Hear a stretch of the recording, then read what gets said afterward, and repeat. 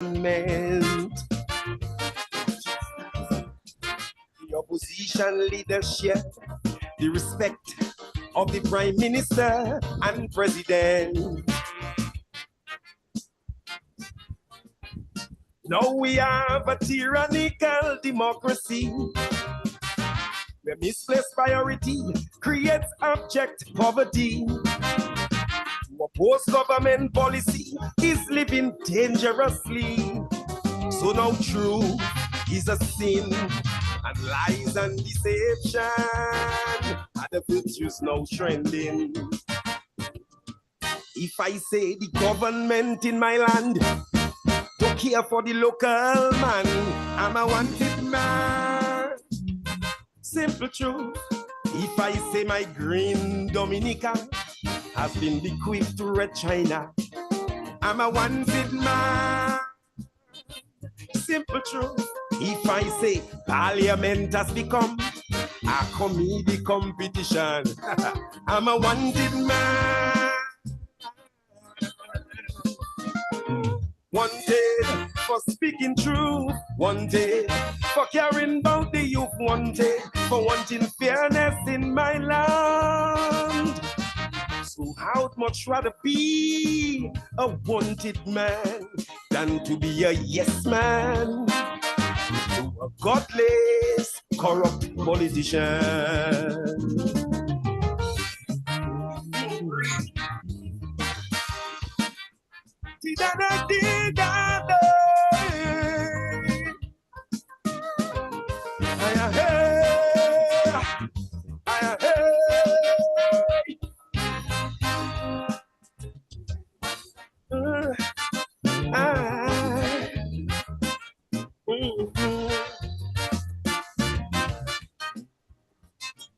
They've hired bounty hunters and character assassins on the radio.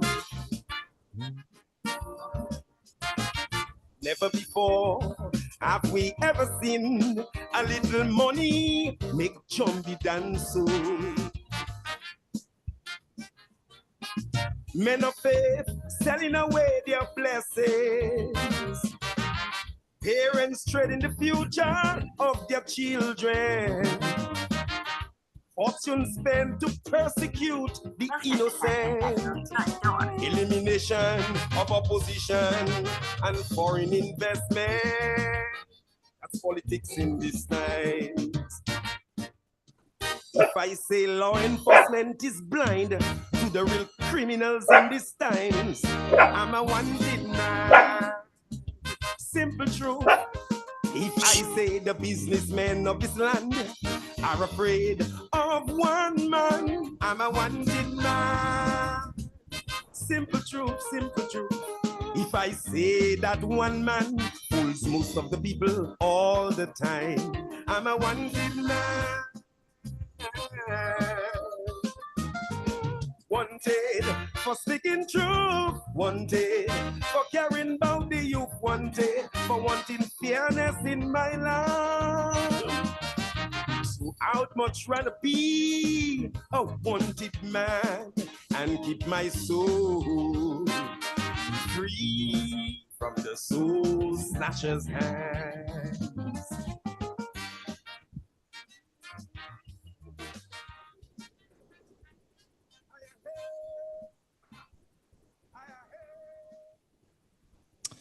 All right, Dominicans, friends, followers, fans, those of you in Dominica, those of you in the region, or those of you further afield, welcome on board to yet another Sunday. It's just about 5 minutes past 6 o'clock, and welcome to that space on social media where Civic Vibes, that program is aired each and every Sunday from just about that time. Folks, we are continuing a very important conversation / discussion we had last week. Our carnival celebrations in Dominica. I know most of you, if not all of you, would know that we in Dominica are celebrating carnival celebrations just around that time, especially those of you further afield. And it's always a very interesting time, always very important time, a fun time in Dominica.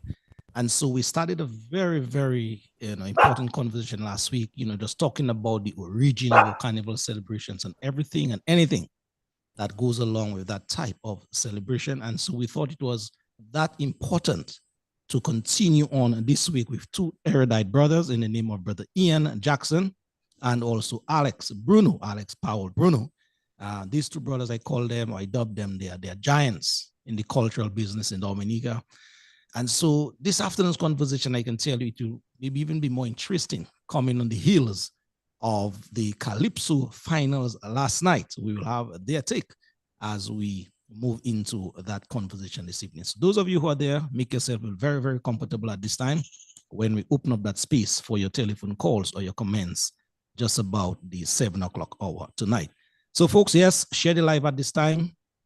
Make this conversation worth listening, not just to you, but to others as well.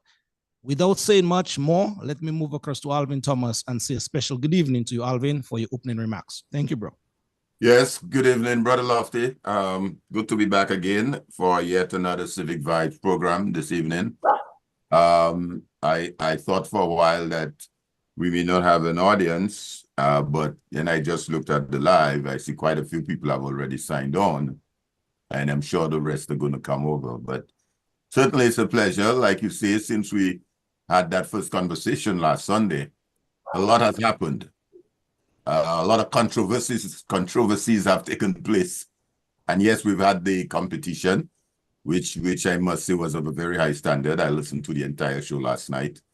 And I would like to compliment my brother Ian Jackson, who was on the OB broadcast with Q95, and his team for doing a fantastic job in analyzing the Calypso for those of us who may not be too familiar with what is entailed. So they did a great job.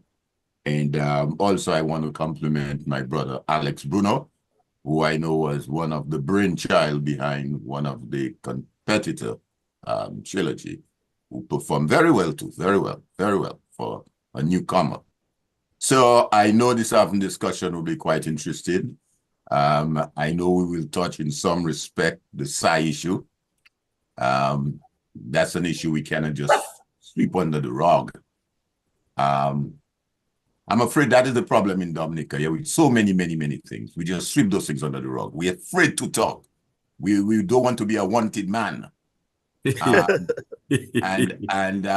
or batting in our crease, and that has to stop. It has to stop, because I personally wanted to call the Q95 on that matter, but I had an exchange. I spoke with Sheridan, and they were waiting on their letter, and we're being cautious, so I respected that. But as I said, I'm hoping we can touch on it, have some civil and conversation, but looking forward to the conversation, and again to have our two gentlemen there with us. So thanks again, and to our folks who, as I said, is already signing on. Pleasure to have you guys. So we look forward to a very engaging conversation. Yes, indeed. Alvin, thank you very much for your opening remarks here. It's always a pleasure, Alvin, to have you on board each and every time. And by extension, the Civic Vibes team, because Alvin and I, we're just the face. We're merely the face of this program, but there's a team at the back that, do the hard work each and every time so that we can be on with you. Guys, before I even move across to our two brothers here, I don't call them guests again. These guys are not guests anymore. They're brothers in the business. I want to take the opportunity here on behalf of Civic Vibes to congratulate King Dice, that is Denison Joseph, better known as the Dice in the Calypso world, basically copped that coveted title last night, being the Calypso Monarch, Calypso King of Dominica, in a very historic way. 10 times he copped that coveted title. And so King Dice, my brother, I commend you very, very highly, from my end personally, and from that of Civic Vibes end. And I want to know, I would want to think as well, the number of folks on the live at this time would want to do the same. So King Dice, take a bow, my brother. Look forward to, many good things in the future coming from you. Also, I want to compliment the other competitors, the 9 others who made last night's show a very high interested show. And so all of you are winners in your own right. And so we want to thank you very much for your being part of the art form called Calypso in Dominica. All right. So folks, without much more delay, let me move across to Ian Jackson and also Alex Bruno, who, as I said before, those of you who were there last week, they're continuing on that conversation with carnival celebrations in Dominica, why we do, what we do, why we do, and everything that goes with it. So, Brother Powell, Brother Alex Bruno, good afternoon to you, sir, and how is it? Oh, great. Good afternoon to you. It's a pleasure to be here again. And I was thinking about our meeting last week, and I get the feeling that there is a particular chemistry between Jacko and I. You as well, but you know, we have done that a number of times, but Jacko, sparingly we work together. I know we worked together in the executive, and every time Jacko and I rap, there's always something positive. I remember Jacko critiquing our play. One of our plays, Jacko, I'm not sure which one. And he, you know, what critics do, he was very fair, brutal, but very, very fair. And we called Jacko in. We said, Jacko, I think it's time that we maybe have a conversation if you sit and let's talk about what we did, how we arrived at the production, and to address some of the concerns that you wrote about. And Jacko came on time and sat, and everybody was there waiting on Jacko, and we had a nice conversation. I'm not sure, Jacko, whether you remember that. Yes, I do. Yeah, that's the kind of camaraderie that I've developed with Jacko, mutual respect for his work and a great admiration. Without the critics, man, you really are nothing. So Jacko, thank you for that. And I think that is what I felt from our last meeting and continuing today. And secondly, let me big up Dice and his team for cupping this very coveted title, as you say, Lofty, to win 10 crowns in Dominica inside of 25 years. I mean, this is remarkable. Dicey can continue singing for another 20 years. And by the ratio, would have won over 20 crowns. I mean, and I hope he continues singing because Dice can win a crown almost every time he sings. He is just that. There was a particular energy that encompassed Dice and the crowd and the Kaiso last night. It was a Dice energy. And he executed and did win in a big way. In fact, before the night was over, as Alvin said, I was part of Trilogy's Avengers, and I'm very happy to work with the young man. I think he's the future, certainly, of Calypso, and I pray for that he'll be around for many years as well. But I told the team, boy, it looks like Dice tonight, even before the show was ended, because, I mean, you have to face it, how you see it and call it as it is. And to be quite honest with you, Trilogy was so magnanimous in defeat. You know, he's like, yeah, man, no problem, man, that's cool. He didn't get a chance to embrace Dice because I think Bull was too much in the space. I think Bull should pull away a little and let these guys have their moment. He was too much in the center, but that is Bull. But he wanted to have embraced Dice a bit and stuff like that to show Dice the love and the respect. But I guess he'll get a chance to do that at some other time. So congratulations to Dicey, Pat, and the entire team. Dice, you rock. You really deserve it. Champion, take a bow. Take a bow. And those words coming from you, Alex, I know they mean a lot. Yeah, man. That is the true old boss. Huh? Yeah, man. Let's say Kaiso boss.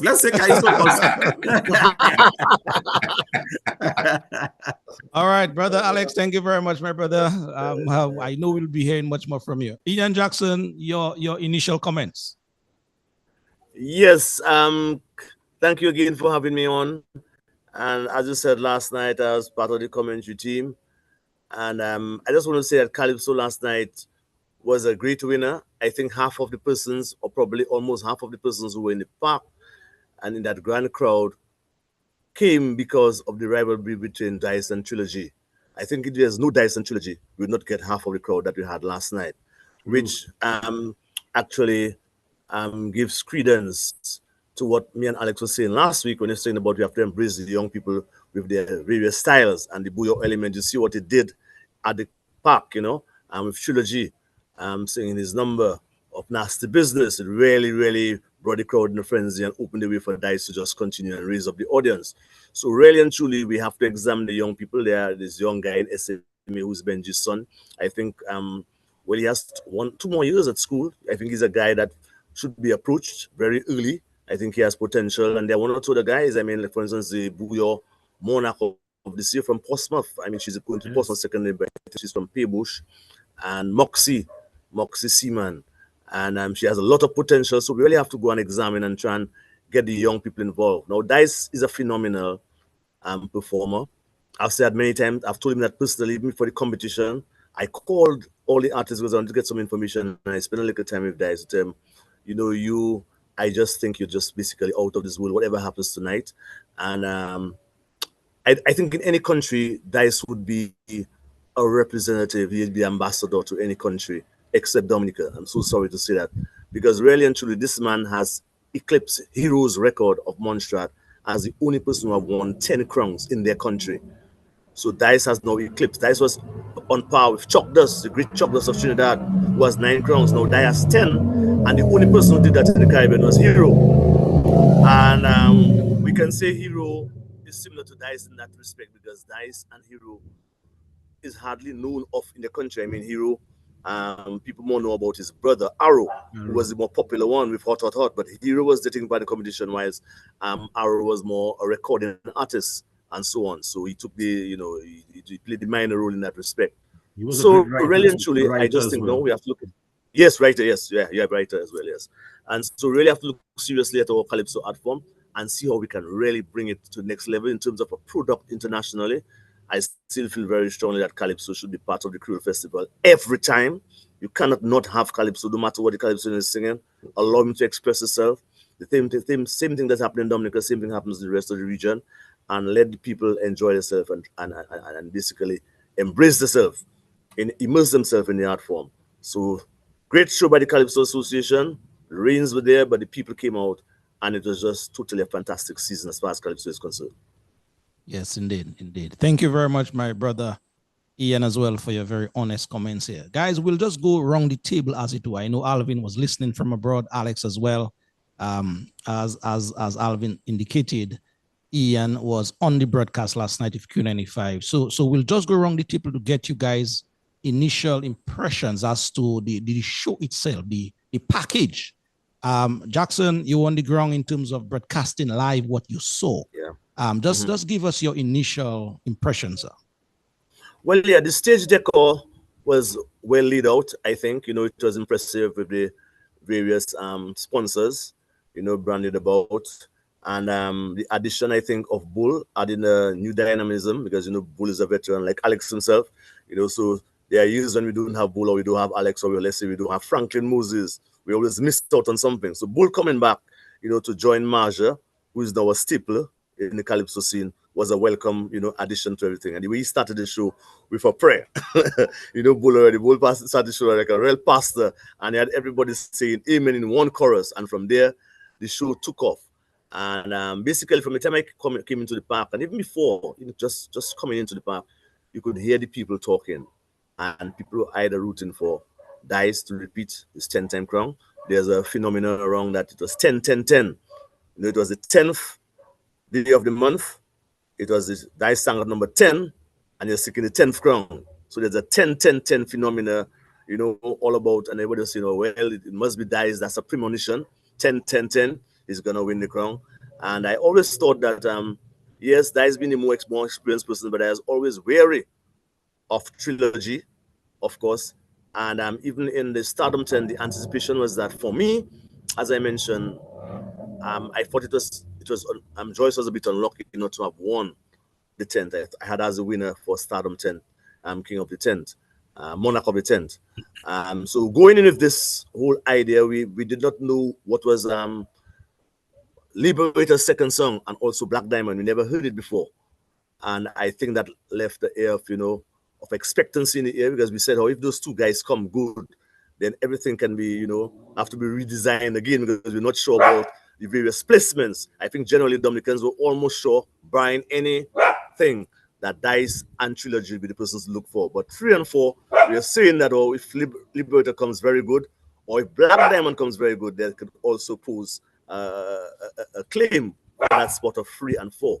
So, and the Swinging Stars band, I mean, we had also it's the first time we have a woman playing drums, in the finals for Swinging Stars, and really, Vinanja Christian, very good, competent, and we had a new guy on bass, for many years we have been accustomed to Refuse Harris, and then we had a few years for Dave, playing on the bass, and now we have a new guy, just 3 months in the band. And I was happy to see when I looked at the Swing Stars, although it has been happening for a couple of years now, but I realized that Alex, in the Mascom situation, the 3 trumpeters, that was actually now playing for Swinging Stars are Mascom guys. They started, I remember I taught all three of them at SMA, and when we were hiring the Lucians to come in term down to do the horn sections for Swinging Stars, that I said, well, there's a year that's too expensive and they're trying to come up with money to get those guys. So I said, no, I know Jandal, I know a couple of guys, Alec Volle's son, I know those guys, you know, and Cameron Douglas, who's I play pan with Face 5, his son, is also a competent saxophonist. And that's the first year when they came in, and that was it. They started playing for Mass Campus, and now they are staple. All of them except Jandal. Jandal is a high musician, but two other horn players are actually now members of the Swinging Stars band. So all this set the ambience against the background of how this actually was going to unfold. That night, I don't think there was, I'm not sure, but I don't think there's any competing event compared to last year in the Newtown Savannah. So that also helped. I think the audience, it was a decent crowd. We were placed in a situation and we really had to come out from the vehicle every time to look at the stage and come out and run back in the vehicle to give our commentary because we really could not see the stage. People were all around the vehicle around, so I realized there was a big crowd and I went to the back and I looked, I said, wow, yeah, the Calypso Association really had a big audience this time around. I think they moved the fees from $80. Alex, I think it was $100 last night for the grounds. I'm not sure about the VIP, what it was. It was 150 bucks, 150. 150, yes, $150. And I could see obviously moving up and down very briskly. So I see that he was very happy that things were going nicely, you know. So I said, well, you know, really and truly, my initial thing when I came into the park, the whole ambience, the whole setup, the mood, the spirit, and everything, everybody suggested, despite the inclement weather and despite the downpours of rain and so, it did not stop the party. And that gave, you know, a certain expectation that should be a good show, and it did turn out to be a good show. Yes, indeed. Indeed. Alex, your thoughts? Thank you, brother. Thank you, brother Jacko. Yeah, well, I share the same sentiments that Jacko shared in terms of the setting and the ambience. I was not there in person, but I could feel the energy. And I was speaking to my brother Edgar, who was on the ground directing matters on the ground with Trilogy's camp. And yes, he told me, he expressed, and I could feel it on the phone as well when we spoke once or twice, that there was a massive energy. There was downpour, inclement weather, but that the weather was not the factor last night. Calypso was the factor. And as Jacko said, from the stage decor to the neon lights that they use in terms of the backdrop, to the Jeunesse Swinging Stars band, to the energy of the song in the house. I'm not too sure about the mix on stage, but the feeling of the song that I was hearing was sounding fantastic. The MCs were great as well. Of course, my partner, longtime partner and dear friend Val, with all his energy and exuberance. It's nice, always nice to see Val work, because I work with Val most of the time, but I've never hardly ever see him work. So it's nice to watch back and look at him and learn from him and from Madra and others as well. So that was pretty good. The show flew very well. All the Calypsonians were fantastic. I felt a little bad for Liberator at the beginning in terms of the rumble, you know, that he had. But outside of that, I think all the Calypsonians brought their game, and I think the four best made it to the top four. In terms of how the coronation went, again, I said a little thing. I hope my brother Val does not think it's a criticism. But I think we as MCs should detach ourselves from the center stage when we are doing coronation. It should be the people who have been crowned. We want to see the facial, the expression, the feedback, the camaraderie. So maybe that's one thing that could have been done differently, is when the coronation is happening, don't be touching people and pulling them in place. Stay respectfully away from them and announce it, and let us see them in real time in terms of their reaction. The judges got it spot on. I think the judges got it right. For me, they always do, because I never really second guess the judges. And the patrons wanted dice, I think, more than anything. As I think the overwhelming majority of people and the audience and the energy was for dice. So the judges could not, even if they wanted to, go another way. It reminds me of when the people wanted to vote Labour. And no matter what is Labour, they wanted to vote. That's a kind of a sentiment I got from the audience. I'm not saying that dice did not win, but I got a kind of a dice energy sentiment, and people just wanted to crown dice last night. And I think popularly crowned, and of course also crowned by the judges. So all in all, I think that was a fitting end to a really good Calypso season and a great Kaiso finals last night.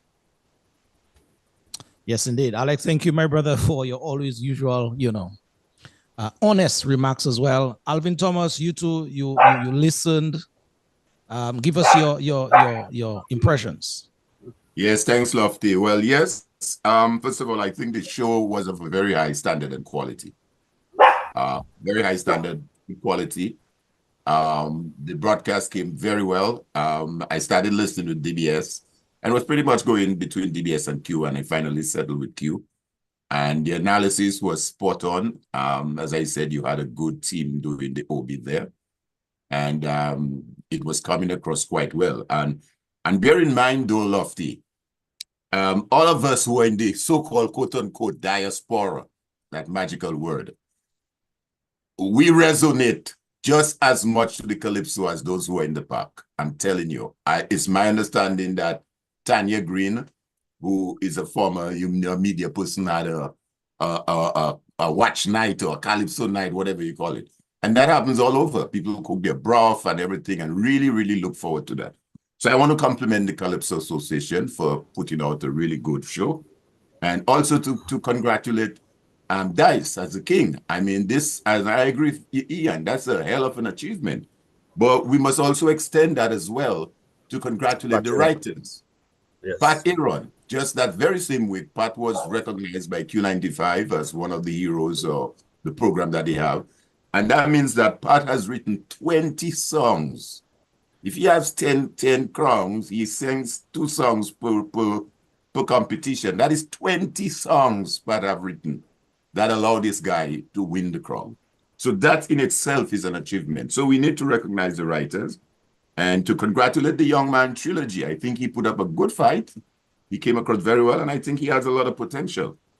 But I also want to congratulate the women, because too often we have things in Dominica. We have political parties, very few women, and the men like to look down on the women, call them out. And you see it all around. And what we saw last night in itself was history in making. 4 top position split right down the middle, 50-50. 2 women, 2 men. And one of the women, as I understand it, Jackson, is her first time or second time? Yeah, second time, Shanice. Second time to the finals. First time to the finals. Okay. So, I mean, that is a hell of an achievement. And I really want to compliment the women. And clearly the women came out last night. You could see them in the crowd from what I could see. They were right up front, boy. Good thinking for the people. So congratulations to the women and the Calypso Association, and I hope they can continue that. And let me just conclude by saying, Lofty, and Ian, I don't know if you are like to speak to that. It's my understanding that the king gets $20,000. That's your top prize. That's it. And then, of course, I guess the others get whatever they get. Now, bear in mind that 20,000 not going straight to the king, because he have his writers, he have his people, his prop people, he have his all other expenses that come. So in the end, I'm not sure how much of it he's getting for himself. I think there comes a time now where we have to do better than that. We know what happened in Trinidad, where Marshall Montana was paid by the government, I understand, to come in or try to help elevate Calypso. And we know what the king. I'm not saying we need to pay our king like what they're paying in Trinidad. Right. But I don't know how long that 20 has been around, but I think it has been around for quite a while, maybe at 20 years, if you ask me. Right, all right. So, yeah, over 20 years. Okay. So, I mean, we have to look at that. I mean, come on, we're in 2024. And like you say, we need to do much more for dice. We can't in 2024 still giving a king $20,000. If it means we have to go out there, locally or internationally, or whatever it needs to take to find a way to give that king something more substantial, either monetarily, or if we negotiate with one of those car dealerships in Dominica, give him a vehicle or something. We need to be more creative in that. So I'm going to challenge you, Ian and Alex. You are the guys who are closer to it than we are. But you know, Lofty and I, we always will provide whatever support needed at the back, or in the back seat. But I think we have to do better than that. We cannot have a man who won the championship 10 times, and for the last 20 years, we get him man $20,000. That's a disgrace. Yep. We can do better than that. So that's where I'll end for now, Lofty.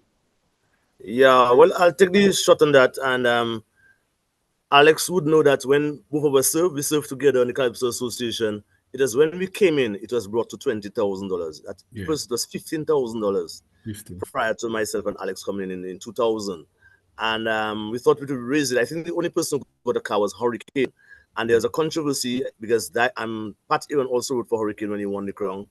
And when the merchant gave a vehicle, you know, there's a problem about sharing the money, the spoils, because Pat Aaron as the writer had to get paid. And also the Calypso also had to get paid. Now, you'd appreciate also in Dominica, our Calypso system is different from the rest of the region. And in that, we are the one who administer our Calypso. In Trinidad, the Calypsoans basically work for the government, technically. The Calypso Association is a union, more or less existing. And so they feel they can directly manipulate in terms of what is happening. What I think is that is the way our Calypso was formed, the footing. There's a myth, and something we need to dispel. There's a myth that Calypso makes money, quote unquote. And very, very early, sponsors refused to come on board to give Calypso any sort of monies because they thought that through our gate receipts, the crowds they saw in the park, that Calypso made money. So most persons were willing to sponsor Queen at $12,000, $15,000, you know, for one night. And basically that's it.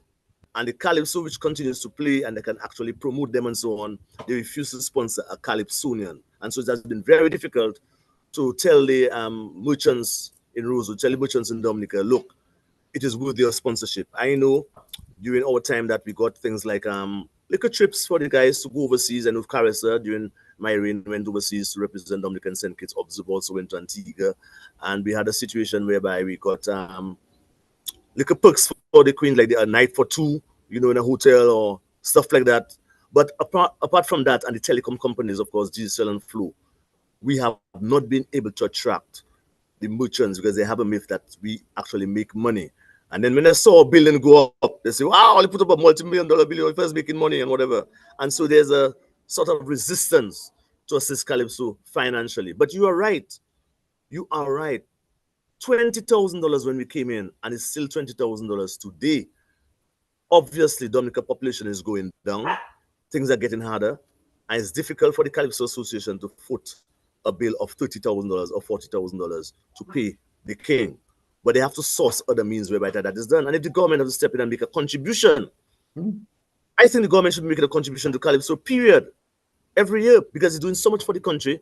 It's doing a lot of, it's elevating making tourism, the enjoyment, the fun and everything. It's all part of the whole package. You can't put everything in Bouillon, in this or whatever, in different festivals, and there's nothing for Calypso. You know, and that is a problem. So unless these powers that be understand and take Calypso as what it really is, they see it as something antithesis to their own getting back into power and to their ruling the country and so forth, based on the sentiments expressed by Calypso. So they sort of kind of take a defensive approach as far as Calypso is concerned. And they have not come on board and really assist the art form as they need assisted. I don't see nothing wrong in every year a 20,000, 30,000 government gives the Calypso Association to ensure that the prize money is paid out, or car, or some merchant gives a vehicle, as you say, or something. So, and it is personal to the king. It has nothing to do with the monetary rewards. I mean, the writer can take his cut from the monetary reward, but I think the king should get his car. If the king has to get a car, let the king get a car. There's nothing wrong in that. And I'm not going as far as Trinidad, which we figure is the Mecca, but it happens in places like St. Vincent, St. Lucia, you know, or counterparts. So why not Dominica? So that's my own take on it. I really think, and I endorse what you said, Alvin Thomas, that yes, it is time we move from that $20,000. $20,000 20 years ago, 20-some years ago, it's ridiculous. Yeah. All right. Thank you very much, Ian. Just before we move ahead here, we have a caller has been waiting on the line for some time. Let's if you can activate that line to get that caller's input here. Caller, yes. Good evening to you, Civic Vibes. We're talking Calypso Carnivals. Yes, Lofty. Good evening, and good evening to Alex and Jacko again. As usual, good topic, good conversation. But Alex, listen. Now we see in Calypso, I think it's fair to say Calypso is moving in the right direction with the advancement of Calypsonian like Trilla G. And you know, Dice is a veteran. And from the beginning, I don't always say it's going to be between Dice and Trilla G. Yeah. But Jacko, Dice have to watch it now, you know, because Trilla G get the technique. right now Trilogy have the technique. He know how to get to how to wear the crown. So I think from now on we're going to see everybody stepping up on the game. But Alex, the question I have for you this evening is that how can we harvest the impact that Calypso have on the people? For example, we've been talking about billions of dollars from Dominica that's not coming into Dominica. And we could see the Calypso can get the message across. So knowing you is a veteran politician too, Alex. How would you advise anybody, any Dominican? How do we get the people to react, to work on it, to use the message from Calypso to develop Dominica, to better Dominica, to get the issues, to relate to the issues, get it through Calypso, because I look like Calypso doing a better job than them politicians. So if that's the case, I would like to know how can we get the people to respond to the message that Calypso is bringing. Thank you. All right. I'm Thank listening. you. Thank you very much, caller, indeed, for your comment here. Yes, Alex, that one was directed at you. Yeah, well, people have responded, and people are responding to Calypso. How do you get them and keep them interested? And how do you keep mobilizing them? Because Calypso would have mobilized at least 3,500 people last night. And the people who are wrong, those people who were also affected. So that's Calypso, So Calypso has already done it. The point is, how does Calypso continue to do it? And how does this mobilization lead towards civic action? That's where probably Lofty come in, and the program we're doing now would help with that. So we just have to find a way, caller, to keep the people engaged, keep the people active. They certainly did come out, and they have always come out for Calypso. But when it comes to the politics now, we cannot find a way to get 3,000 people to come out like they did come out last night. That's another thing that I would like to talk to you about. But as a professional, off the record, for some consultancy payment. Because that's what I do. Politics is what I do for a living. Yes, but so there are ways to get people out. And Calypso, because of its natural pool, it will get people out naturally in a way that politicians will not be able to get people. The Calypso Association is not into politics, partisan politics. So it is not the CAISO's remit to do that. But there were politicians last night who were there, and they saw the energy of Calypso. They know how vital Calypso is to the people. People take their CAISO serious, so politicians better take the people serious, because if the people decide to use their Calypso to go at the politicians, it will be game over for them. And I think eventually Lofty and Jacko and Alvin, the people will rise up in a way probably that hopefully will not be violent, but will be very demanding, as they did last night and chanted for Calypso. So, caller, I think the short answer to that is the people are already sensitized. And they will move where Calypso moved them, as was the case last night. And we can see more of that coming, not just once a year, as we try to promote when we were around with Jacko's presidency, but throughout the year, there should be a major show or a rivalry, kind of a contest clash between Trilogy and Dice sometime soon. Bring a part two, a grudge fete, or, have a bouillon element added to it, organized by the Calypso Association, the grudge fete between Dice and Trilogy, and have the Kenny G and the Nice and Guada G come with the Triple K and the Signal Band, and the Calypso Association can make $100,000, $200,000 on a big fete. I'm giving that to them for free. The grudge match or the grudge fete, organized again by association, sponsored by Heineken and Flow.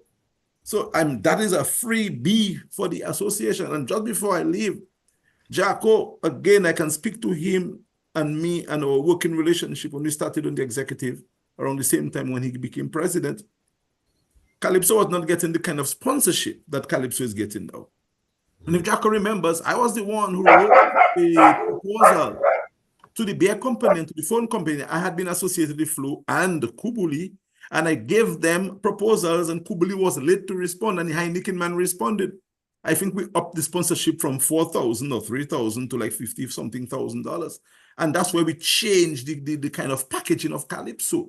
So how many years now? That was 2000. We're now 2024. Like 24, a quarter century after, I think the sponsorship amount is the same.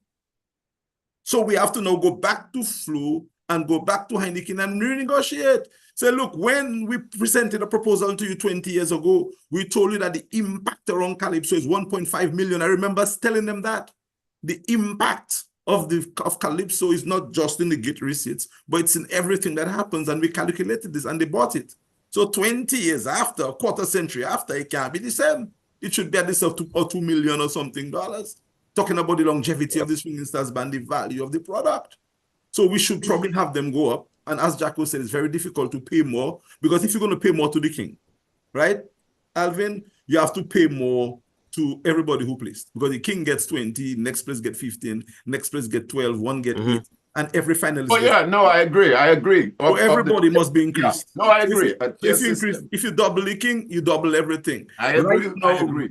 Right now, basically to pay the king and the finalists is $100,000 around there. Well, a little less. Yeah. Everybody gets paid. You have to pay Swinging Stars at 40 grand. You have to pay the government another 40 something grand. The association spends almost all the money it makes. So if they are lucky to make a $750,000, you spend that easily in just expenses. So, and Jacko is right. Kaisa doesn't make the kind of money. One of the things I would like to see is that we have 10 finalists, the same way we have 6 queens or 7 queens. You should work out a package whereby people can sponsor Kaiso finalists at the tune of $15,000. That would help in their props, and we could bring back the props and stuff on stage. So probably moving forward, write a project where sponsors could sponsor a finalist to the tune of $15,000, and that would take care of the increase we're talking about somewhat, and assist in the Calypsonians to put on a really nice, totally packaged show on stage. That's just my little take on that. Speaking of props, Alex. Speaking of props, that was the only area that many people spoke to me, and I find it was a fair comment, thought was lacking this year in the Calypso. And I remember Randy Aaron was the king of that, and he really, when for instance, Mascamp had around 4 persons in the finals, for instance, he would go all out and work with all those 4 persons, and he was very elaborate at this. So that aspect, I think, was too long. So the idea about having more funds to deal with this, Carousel to himself was very elaborate with his props. And you need money to prepare props. You already have to record your song and everything else, so you need money. So I don't think all Calypso have been treated properly in that respect. Let's look at some simple things that can be done before I hand over again. Look at some simple things that can be done. You have cruise ships coming there. What is wrong in having a Calypso going to sing a cappella with acoustic guitar accompanied by somebody and singing on the ships? What about the hotels? You know, the few we have in Dominica. But who's going to give permission for them to go? Is the government, and the government is not. That's the thing. That's what I'm saying. That's the thing. That's the thing. We have with churches, we have the various agencies and ready for the government or whatever, and have those persons go and perform there. Because a lot of time, there are a lot of Calypsonians that just only wait for that season. There are some Calypsonians who are basically unemployed, you know. They get little jobs here and there to do things here and there. And they're seasonal. For them, Calypso is their time. And if we can get another opportunity where we can employ them and be involved, you know, especially when they're doing so good in their art form, is a step in the right direction. In terms of, just like we're talking about sports, and we should actually be able to give them some reimbursement on their income tax if we actually get the Calypsonians involved at hotels and so on, instead of playing hi-fi music. Almost everywhere you go to a restaurant there, it's just hi-fi. People just put on some gets cheap. It's easier. How do we sustain our Calypsonians? How do we make them feel part of what we are doing? And so look at things like that. For instance, Alex, as you know, and I must mention, you know, our era. I think our era is a very interesting era, you know, because we got Calypsonians to go out during the carnivals of Antigua and so on. So right now, Dice is the 10-time king. And as I was telling somebody last night on the grounds, that Dice is the 10-time king. I was year before last, I was in St. Vincent for the carnival, because that's where my old man is from. That's where basically I have a lot of family there. And my family are involved in the arts, and they never heard of Dice. It's a travesty. How could a guy win 10 crowns, no 10 crowns, at the time there's 9 crowns, and you never heard of this guy? It's just next door, Dominica. There's something wrong with that picture. Well, don't blame the association for that too much. No, I'm not blaming the association. More, but the handlers of Dice should free up Dice as well. All that too. Well, all that too. Yes, that is I had the privilege of working with Dice, my brother and my brothers, it would be a dream come true, because Dice is a gem. He's Dominican, and we have to put out our best. And there was times, you know, Jacko, when I was told as MC, I cannot introduce Dice, you know. Wow. The camp came and tell me, you're not introducing Dice. Bull will do it. You have nothing to mention about dice. So, and that is the kind of thing that happened when I was so in awe with the man as an MC, even if I was in Stardom and he was in Showdown. But the man is great. But I didn't have the honor of calling his name as an MC. Far less to even work with him and help to package him. So I wish they could free up dice and let all of us have a little bit of dice so we can use dice and trilogy and all those who are marketable to go with them and promote them. I mean, things have changed things, but it was that bad, Alvin. All right. It was that bad. All right, guys, thank you very much. We have another call on the line. Persons are very much interested in the conversation here. Let's see if we can entertain that caller. Caller, yes. Good evening to you, Civic Vibes. Hi, good evening. Hi, good evening. Can you hear me clearly? Very clearly, yes. Okay, wonderful. Okay, good night, gentlemen. Good night, good night. Good night. Good night. All right.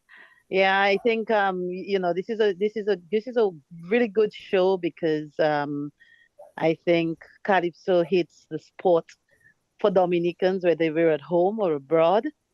And it's just mind-boggling to hear that Calypsonians, the king is still paid $20,000 after 20 years of singing Calypso.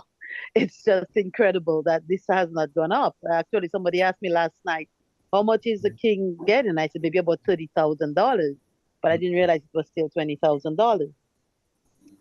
But gentlemen, one of the things that I think that might be severely overlooked with in terms of maybe prize money or ways that the Calypso Association can bring in more revenues is the technology. And I mean, for instance, I'm over here in the diaspora, and I live streamed the show for the I live streamed the show that night. I live streamed every competition. I'm getting such a bad feedback. Hang on a second. Let me take you off speaker. Hang on. Oh, I don't know. I can't take you off speaker. I'm so sorry. But we're hearing you loud and clear from our end. There's no feedback from our end. Okay, I think it's better. Yeah, that's better. I was trying to take you off speaker. Yeah, that because it was just like pounding in my head. Yes, I was saying that I think that one of the ways that the Calypso Association may want to kind of rethink their ways of raising revenues is via the whole technological platform. I was talking to some people today after the show, and I think that there is so much reach. There is so much more reach when it comes to the Calypso competition. And maybe it might include some more advertising on their part, because just imagine that when you stream the show, it's for $30, it's streamed. I don't know what agreement they have with the streaming services. So let's suppose VIBN and ComCTV and DBS and Kyrie, I don't know what their percentage is. When this was started, I know ComCTV was kind of the pioneer in that field. And they've since added so many more platforms that stream that program. I'm sure they generate a certain amount of revenues because, for instance, I pay $30 to see the show. I don't know if every platform does. I'm charged $30 across the board, but I streamed it from CTV. I don't know what the percentages are to the Calypso Association. So that may be one area that the Calypso Association might need to kind of go back to those contracts, because it's a totally different thing right now. Many more people are streaming these shows. Many more people in the diaspora are tuning into these shows. So that might be a new market that this Calypso Association may want to explore. Additionally, here's another thing.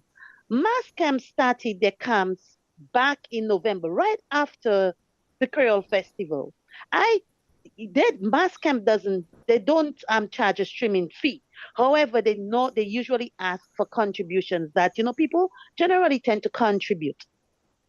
That's another area that maybe the Calypso Association can look into, whereas we have Calypso only at that time of the year. And I think you can see the passion. It's like there's a rebirth of Calypso in Dominica, in the diaspora. between within the Dominican community, maybe they can start thinking about having some show, maybe whether it's once every 2 months, something, some crazy competition where you have calypso extravaganza, maybe a diaspora too streaming in, where you can have this show, stream it, and still generate money throughout the year, so that you don't just wait until the competition, the carnival competition times to generate revenues. So with this advancement in technology, social media, Calypsonians also have to start using those platforms even more. Because, for instance, if you go on a platform like YouTube, you see somebody like Trilogy, and I know Alex can attest to that, releasing his music so early, and you're seeing like 30, 50, 40,000 people playing Trilogy's music. So by the time Trilogy goes to the competition, whether it's in the diaspora, whether it's at home, there's so many people who've listened to his song. So I think Calypsonians are shooting themselves in the foot when they don't take advantage of these platforms. You have to grow with the times. You have to evolve. The Calypso Association also needs to evolve. And these are ways that they have to change that. Oh, we only do Calypsos during the year, at that particular time of year. Let's do Calypsos throughout the year. Let's plan some events. Let's start generating monies. So by then we can increase the prize money. Say by next year, if we have so many shows, let's increase it by 5,000, 10,000, 15,000. Reach out to the diasporas for sponsorship. Include them in those events. Have more sponsors in the diaspora. And I think that probably just suggestions that could help. Take the Calypso Association to another level. This is Adelaide, by the way. All right, Adelaide Paul. Okay. Thank you very much for your comment here. Fair enough. Thank you. Bye bye. Adelaide, your comments. Yes. All right, guys. Your comments are very fair. Your comments are very fair. I wish I could interrupt you to probably draw some things to your attention. That all what you have spoken about, the Calypso Association have tried those situations already. There are many times, and Alex would know, and other kings, Ghosts, Kelly, all those guys would know, that we have tried to have Calypso out of season. Okay. And failure. The expense has been on the Calypso Association. I agree about the platforms, but we have been also doing that. Observer and the boys have been doing the platform situation. But again, people don't go to your platform, just go into your platform. Remember, Calypso is happening everywhere in the region, and people have to be able to relate to your music. So there's an interest, for instance, in Trinidad Calypso, because they have been established, they have been marketing a long time, they have been set up as the bastions of Calypso in the Caribbean. And as such, people look out to see what's going to happen with Marshall Montana. They look out to see what's happening to that. But unless we get to know who is Dice and what does he represent, his music is played in the record shops, not in record shops, again, on the streams, and his music is being played in St. Vincent, his music is being played in St. Lucia. There's no way you're going to get people, except Dominicans in diaspora, to stream on to actually follow the Calypso. So it's really, really more than that. I think Dominicans have become very seasonal. We really don't have the disposable income, to be quite frank. We don't have the disposable income. And yes, mass camp have been starting very early, but trust me, during Independence time and Calypso, that just wouldn't work. That's one of the reasons, maybe the caller who called there, probably I don't know how young the person or old the person is. But at one time, we still have independence. We still have independent shows. And that's one of the reasons the Independence Calypso show stopped, People are not patronizing. People are not coming to the independent shows. And even the major Calypsonians stayed away from Independence and prepare themselves for the actual carnival season in February, which was very close, just a couple months away. So that is also a problem. And we had the OACS Monarch, we had the Queen Show, all of that. Yes. Even the marriage encounter, testing the best, a number of things have been tried. Yeah. Exchange the Ambassador 10 from St. Lucia. Yeah, so very seasonal. And you see that Lenten season that breaks the monotony and the flow of the Calypso, that 40 days wait, it just kills the entire thing. There was even no talk about changing the date of Carnival, but don't talk about that in Dominica, because Dominica don't want that. And that is another topic for another time, because when the Ash Wednesday comes, everything goes woo.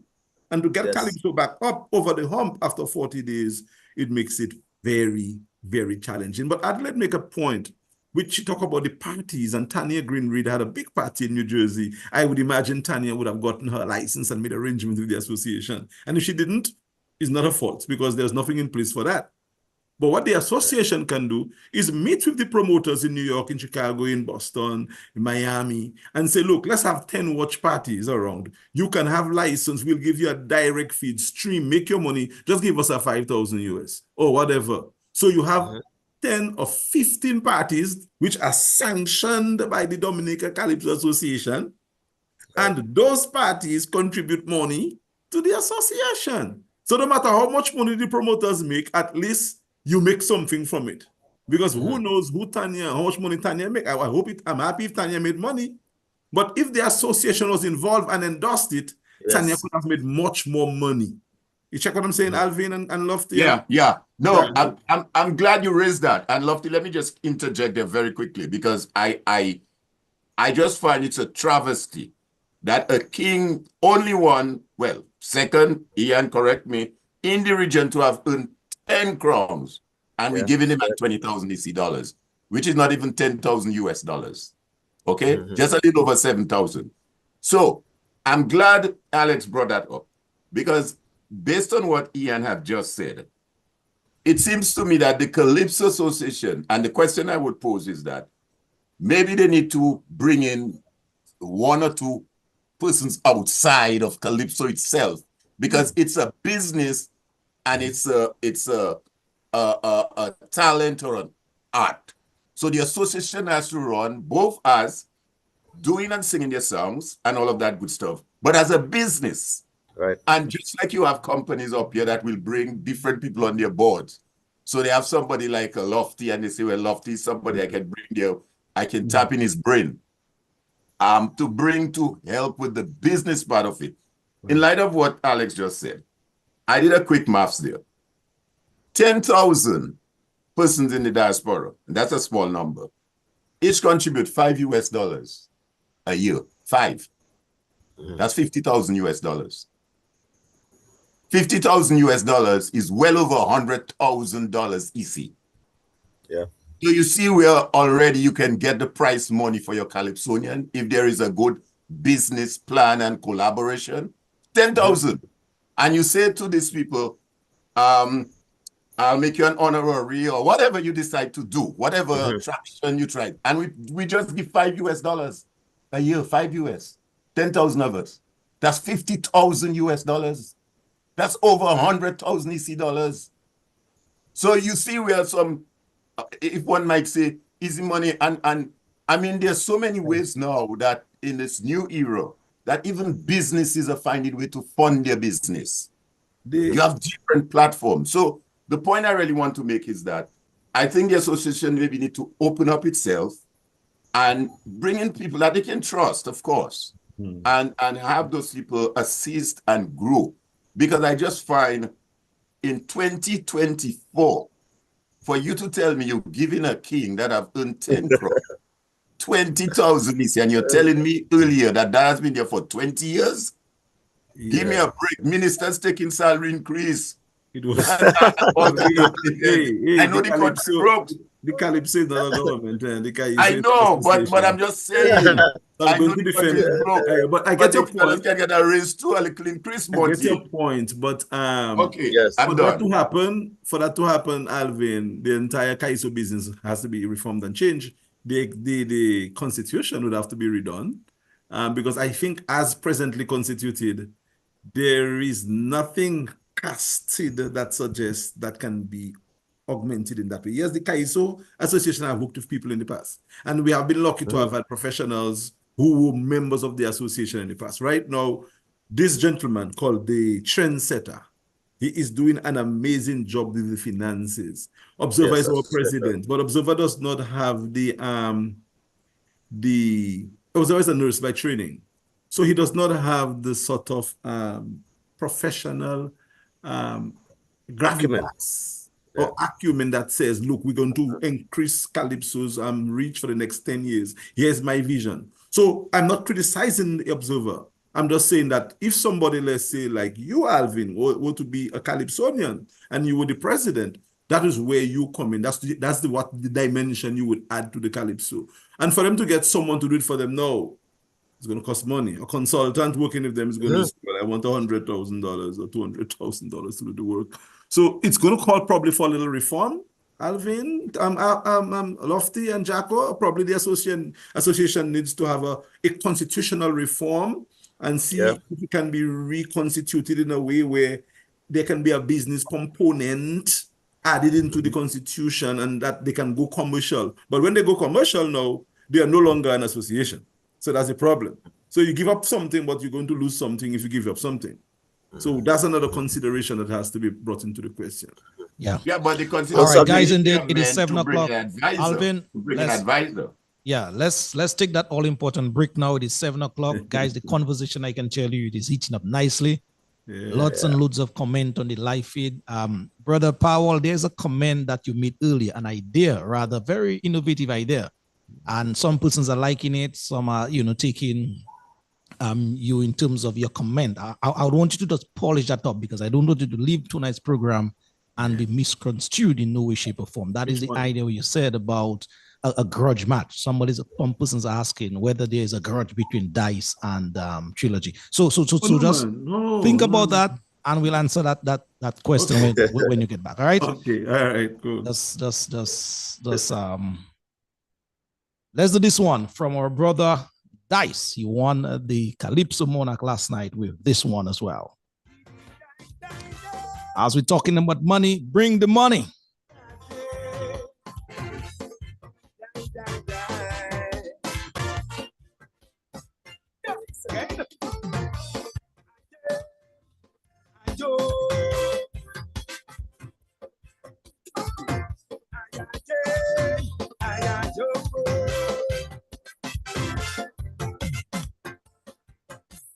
Greetings, Mr. Abdullah. Salam alaikum. Salam alaikum. I'm singing to make you aware. Things are bad at home. We know the treasury down here, it's empty. And you in charge of our treasury overseas. Over 6 billion and counting. And we the people down here scrunting. Never in our life before, in our Dominica, all our wealth offshore, and our people so far. We facing a crisis here, so I bypassing leader, we suspect you don't like him anymore. Bring money, Mr. Abdullah, bring money. Everybody broke down here, bring money. You're not too free, bring money. From our treasury overseas, bring money. Man never see come see, waste all the country money, buying election and building mansion. Now we going after credit union. You see, we want to save for people money. Mr. Abdullah, bring our money, says King Dice in song. And the number of patrons there last night agreed with him. I can tell you that. Under the rain. Folks, the numbers to call into the program, they are on your screen as we speak. Take note.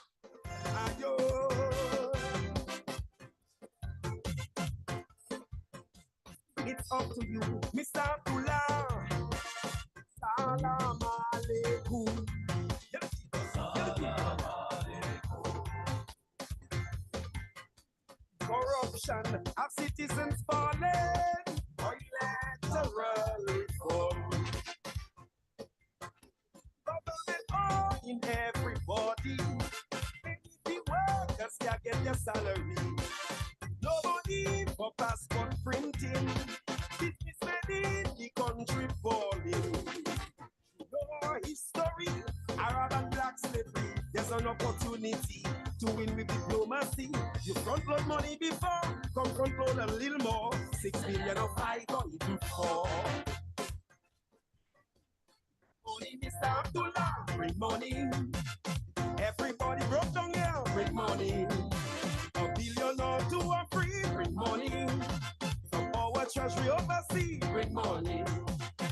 The man never see come see, waste all the country money, fighting opposition and buying loyalty. He borrowing from social security, you see? We want to pull attention as money. I can well imagine. I'm still seeing the crowd on that music last night, huh?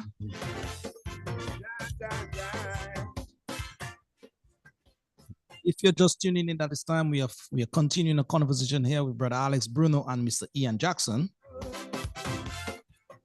on our carnival celebration, zeroing on our calypso in particular. Last verse from the dice, and we get back to the live panel with Brother Alvin, Brother Bruno, and Brother Jackson in just a while.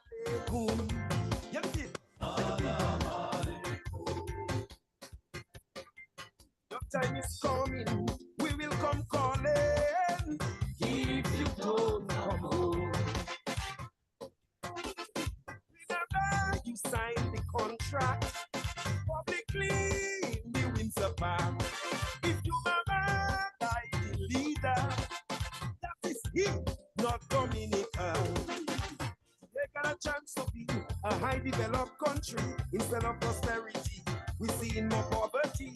So your decision could make you a wanted man or the greatest Muslim in modern times. Money is start to learn with money. Everybody broke down here with money. A billion or two or three with money. From our treasury overseas with money. The man never see come see. Waste only country money. Folks, the numbers to call into the program just after that break, they are 245-2396 or 615-9470. Let's get back to our live guest here as we continue on the conversation here. Guys, we are back. Indeed, the conversation, I can tell you, has heated up since we started. Alex, in terms of the comment that you made earlier, would you mind, just polish that up as we move on? Well, I don't know how much I could polish up a grudge match, which really actually is a hyperbole that promotes is a marketing sort of connotation or pitch. If you say, how are you going to call a contest between two major rivals? You're going to call it what? Something. You want to call it something that brings people out. So a grudge match would bring people out. You go, or a splash, or the remit, or something. But the grudge is just a hook to attract people's attention, so to speak. Never would I suggest that there is a grudge between Dice and Trilogy. I know better. Yeah. I know Trilogy is one of the kindest, most gentle persons that I've worked with. Very sweet and humble guy. I mean, so humble. It's amazing a young man can be so much in tune with his surroundings. He gives credits. He's very pleasurable. He, in fact, is in awe of Dice, his talent. He too, he's amazed by Pat's ability to write. He's a writer. And he said so publicly on many occasions. So there's no grudge. But if we're going to promote something between these two men who pretty much control the business of Kaiso right now, let's call it a name. So if grudge is not a good name, let's call it the rematch.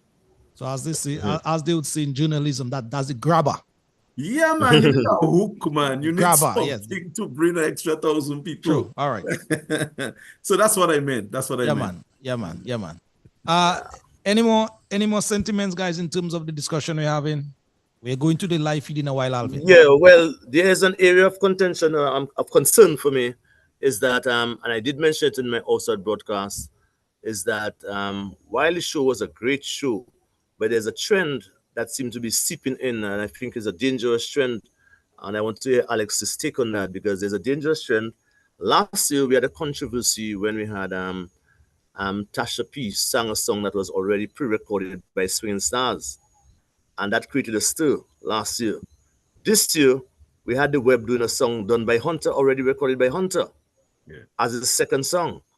So I asked and while there's nothing illegal about it, but I think it's ethically wrong as a man involved in Calypso myself, because what would happen is that I asked the guy, well, next year I can take Sparrow's Stallfish, ask him to use it because he never competed with it, and sing in the competition. And you might very well find that if we don't keep a check on that, 5, 7, 8 years from now, you might find that persons are singing songs that persons have already heard already and recorded already, and they have judged them already mentally, and the competition loses value. So that is something in terms of originality, and I think we would have suffered from that last night. Because if you sing a song that somebody has recorded already, obviously you're nullifying originality in your composition. So if that has to be a trend, which I see seeping in very subtly into calypso, is that I think your songs must never have been recorded. I don't think it's in our constitution or it's on our rule bylaws, but I think it should be instituted. I told the observer that a song should not be recorded, should not have been heard or recorded, and as a result of that, you can sing it. But if a song has been recorded and been played live on radio already, I don't think it should pass the test for competition. So I want to hear Alex's views on that, and that is my view on that. Well, Jacko, I would have to agree with you for the ethical argument. But legally, I think any song that has not been Yeah, I know. I said legally. That's what I said. Yeah. And yeah, I would think that, again, we go back to constitutional reform and review. I think we should put a team of guys in place to review the association's constitution. And if we should decide whether we keep in an association or we register in something else with the Calypso. And I think probably something else, or if we can find something between the association and something else, because Calypso needs to make money. Calypso has it in it to make money. And as an association run by members, you are not going to make the kind of money that you can make from the business. So, Jacko, I agree. I think we need to go back to look at the Constitution. It has not been ratified or changed since 1978. There has been no change. I have the Constitution still with the same typewriter, typewritten stuff. So probably that would help, and yeah, I would give serious attention to that. That not just songs that have not been recorded, but the song should be original. It should be for the first time we hear it for the year. I remember when Ghost Rascally decided to contest a few years ago. I was his manager because Ghost, Jacko, Ghost and me, we became buddies. Yes. And he wanted to contest because he wanted his daughter to see him perform. So he was doing this for her. And he had a first song called like the drug song, the Towers of Death or whatever it was called. And then he told me his second song is The Shoe Squeezing Me. But I said, but Ghost, how you can sing The Shoe Squeezing Me? That song has been recorded and played on Labour Party thing for so long. He said, but that song he never compete with it. I said, but even if Ghost, come on, man, it doesn't look right. And he actually didn't listen to me. He competed with it. He was able to compete with it. But The Shoe Squeezing Me was a 10-year-old song when he performed the video. Right. So that now goes back to Jacko's point that we should not allow that to happen because anything could happen in the future and maybe even create a worse scenario with people borrowing songs from Trinidad or Jamaica or somewhere and saying, well, that song has never been competed. Yeah, once you get permission, yes. So I agree with you, Jacko. I don't think that's the spirit of Calypso. That's not the spirit of Calypso. I agree with you. Yeah. We should take care of that. Lofty, I hope I'm not getting any much more pressure again on the live. I hope not. So far, so good. But Alex, a man like you don't shy away from that, man. That's unusual. Is that as you're getting older? Well, probably, man. The little blows may be having an effect. No, but he had just made a point there that, or rather, Alex, you say the Constitution was presented or created in 78. That's 46 years ago. Almost 50 years just now. Yes. And has never been, is the same Constitution. Changed, adopted, amended, or re-ratified. And I think probably it's time after almost half a century to... But certainly. And I think I am challenging the association. And I know you guys, as I said, are closer to them than I am. And I'm really challenging them. And I think one of the callers made the point.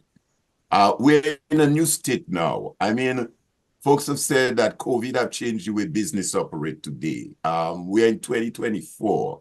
Business have changed. And while I admit that it's an association, it can still maintain its association status, but, operate in a manner, like you say, that you have a vision and you have I take it NGOs and association have a business plan that say, hey, this is where we want to see the organization 5 years from now. And what are some of the things we can do to make that happen? And I think that's what we have to do, because all that is part of, as Jackson said earlier in his earlier comment, all that is part of maintaining the art form. So I really think it's something that has to be taken on board.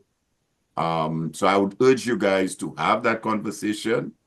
And we can always have a conversation. Yeah, I'm sure Lofty would be more than willing, and Civic Vibes to have a little dialogue with some persons from the association as well, where they can come on this forum and speak to the whole question, how they see things, what they would like, and have that exchange and conversation with us, because that's what we're here for in Civic Vibes. Not just to raise the issues, but also to provide solutions. Sure. What are some solutions we can provide to what we complain about? And I think that's the opportunity for that to happen. True. A matter of fact, one of the visions of the a matter of fact, Alvin, 1 minute, Brother Jackson. As we are speaking here, I'm taking notes in terms of some of the things that you guys are saying, also some of the persons in their life that are saying in terms of how our calypso can evolve. And so I am just thinking now that, most likely I'll be trying to invite Brother Observe and his team, or some members of his team, to sort of come to the program next week to do a sort of post-mortem and have that kind of discussion and pose some of these suggestions / questions to them directly and see how we can help in that endeavor. So yes, Alvin, you're thinking like I'm thinking at this time. All right. Yeah. I was saying also that Alex, if you remember, one of our visions and has not been implemented, that when the Calypso House was built, that a room would be a recording studio. And that's a place where you could actually have our songs recorded. Calypsoans have to go to every place, every nook and cranny. Everybody who has a little recording basement studio in Dominica to get the songs recorded. I mean, we know our two lead recorders basically are Cornell, if he's a very good studio, very good musician and artist and so on. And Fred Nicholas to a certain extent. Yeah, and probably Lyndon Lestrade, and a couple of guys. We go to those guys to record our song. But why, in first instance, why can't we have our own recording studio when we have a building? You know what I'm saying? And we could actually have our distributions right there. So at the end of the season, for instance, the best of our best could be marketed outside. Yeah. We have not held fast to that vision. But that's another thing that we need to do. Yeah, Jacko, the only thing though, thinking about that now, because the recording business have increased, and what do we do with people like Cornell and Freddie and Peter and Lyndon and others when we create our own space to record our artists? We take a lot of people, middle people, out of the business. So, well, what I could suggest in that case is that we have an arrangement to them. These are the two guys that Calypso have directed persons to record to, and we have a deal with them, an arrangement with them where it also includes things like marketing our songs. So at the end of the day, our best Calypsos, we use it and we get it across the various islands. And that's not a very difficult thing to do with the platforms that we have now, because all Calypsos are not being played on those other radio stations in these various countries. Been promoted. Our songs are not being promoted. We need the marketing office on the association to really get those songs in the places. Maybe somebody like this young lady, what's her name again? Well, we see I'm thinking of Ferdinand now. She's not along, she's not here with us anymore. She's like Antoinette Mora, somebody like Tanya Greenreed, where they are a marketing person attached to the association. They're given a mandate to go ahead and just get the songs on DJ's hands. And so, because the songs are there, but if they're not reaching the people, they will not play. Absolutely. So something like that needs to be done, which again, probably the association is not thinking of the way that we are talking about it. We just need to help them and show them that we can do stuff together. Because I'm a member of the association, Jacko. You're a member. I think these guys would be willing to listen, or will they be? Yeah, they would. Yeah, so let's kind of try to help them, because by helping them, we're helping ourselves, because we're helping Kaiso, we're helping our culture. Kaiso is our thing, it's not observer and them thing, So we should help. And we're helping the country. Yes. Yeah. Broader. All right, let's see if you can take another call here on the Brother Jacko, let's see if we can facilitate that caller here. Caller, good evening to you. Thanks for holding. Yes, Lofty, it's me again, Bob Marley. A quick observation or comment on what Jacko said, because I remember when I was living in St. Thomas, when St. Thomas Carnival, when St. Thomas is holding the carnival, I remember going to a show with as that police guy named Hunter. He was king, I think that year Hunter crowned king. And I find that's a simple solution where this Calypso Association could collaborate with the other Calypsos around the Caribbean, or the other Calypso Association or organization around the Caribbean, to have our king performing in these different countries, especially in the Caribbean, because St. Thomas having carnival, St. John's having carnival, Tortola Antigua, St. Kitts, all this country having carnival. So I don't see why it should be so difficult to get the king to travel to those countries when they're having the carnival to expose, as Jacko was saying, to market our product, because he's absolutely right. I made that comment some time back that King Dice, even before he get the 10 crown, too many people in the Caribbean don't even know about King Dice, Jacko. And I made that observation maybe about 2 or 3 years back. All right. And I think it's a simple and easy solution where they could raise fund to have this, at least the Calypso King should automatically travel the Caribbean in all these different carnival activities. Thank you, Lofty. All right, thank you very much, caller. The gist of your point is, as we're seeing here, marketing. Quite agreed. And just to emphasize Bob Marley's point, Yes, that guys. Hunter has won the crown 3 times and he's the most known Calypsonian in Dominica through that marketing initiative. Because he took it on his own. On his own, yes. We can facilitate not just the king, but all the Calypsonians, especially the commercial ones, the guys with the party songs, the guys with the songs that are exportable to go. Because again, it was done already. And I have to give that to Jacko. It was done in his time. I remember being in St. Kitts with this guy called Intruder with pull string, mashing up the place. Mash it, yes, and cellular phone. so it can happen. It can happen. Yes, it can happen. Yes, indeed.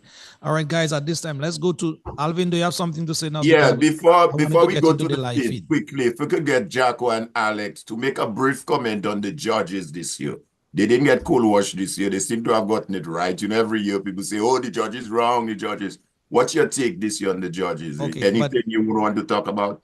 Yeah, but just before you guys respond to the judges aspect of things, someone is writing here to me and is saying, or making a suggestion, read the money or the financing aspect on at this time. The person is saying, as you guys are on the program and the iron is still hot and the people are still on a Calypso high, why not ask the association, have someone in the US do a cash app or one of these PayPal situation, etc., so that people like him or her can contribute to Kaiso. And the person ends by saying, I am ready and willing to do so right now. So that is one person's suggestion here. So you need to be an American bank account holder. Like Alvin would know to have the Cash App set up, and it's very simple. If you have the Cash App, you have it terminated into a bank account. It is easy to see every money contributed to it and into the account. It is traced right there. So that is very simple. That's a good suggestion. If somebody like Narin knows about it as well, Narin, who is an accountant, who is a banker, a financier, just get trusted people. What maybe we can do, Lofty, if we're able to get those guys on next week on the program, like the observer and whoever the executive, who they are, we could share that idea with them as well and tell them, hey guys, this is an idea that came off the program and we're here to help you guys. How can we make this thing happen? And then, we can take it, discuss it behind the scene or whatever. You know what I'm saying? But throw it out there. Yeah. It's instant money that people would be readily pay into. Yeah. Good idea. Yeah. But if you briefly, or before we go to the feed on the judges part, because that's a big element of the competition, the judging. Okay. Well, I'm happy you mentioned that because I'm never one to criticize or judge the judges. I am very objective when it comes to what the judges have done. There's nothing on record where it would suggest that Alex was dissatisfied about what the judge decided.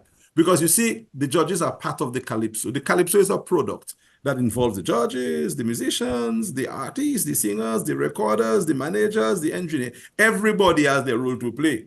And the judges have a special seat that they occupied on an elevated area, and their job is to focus on the night to everything that is said. I may go to the show, enjoy my Calypso, favorite Calypso, and then go and have a beer or do something while somebody else is on. The judges do not get that privilege. So when they decide, objectively, I am satisfied. There are times that I felt probably we were not at the same show, but I do not make that a problem for me because they are in the judges' seat. I'm winning. But when it comes to this year, oh boy, I think they got it almost where I think it is. And Jacko, who was at the show itself, probably could let me know what he felt. I think some people said that the top 4 could have been changed around a little. I'm not too sure who you would put in 2 or 3 or 4. I think the top 4 is the top 4. I think they got the top 4 right. I think they got the monarchy right. And I think that's really what matters to me. That's how I saw it. And I looked at the show, both runs, via Comedy TV. I didn't even listen to commentary. I had a feed, there was no commentary, so I was not prejudiced in any way, shape, or form. So I didn't listen to Jacko, unfortunately. I just watched the show and I communicated, with my people, Sandy and other people in between, but no commentary. And that is, I think the judges, again, in my view, humble view, got it right in terms of the top 4 and maybe the placement as well of the top 4 as well.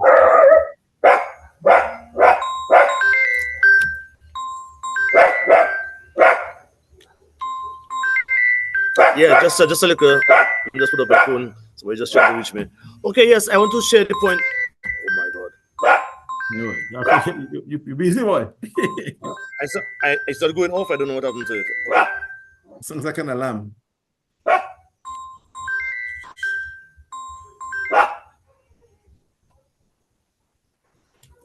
All right, it's off now. Okay, thank you. Okay, basically, I want to share your opinion. Share the same opinion that you have, Alex. I thought that the judges did a fantastic job. They did a fantastic job. And just to say that there are also some people who come in the park like judges, and they don't go to the washroom or take a snack. There are some people that actually really come and judge the show. So Joseph, really come and really watch the show. And they really judge for themselves. Some people come in their pen and paper, it's a very serious thing. I see people in the park with their pen and paper and putting on their marks.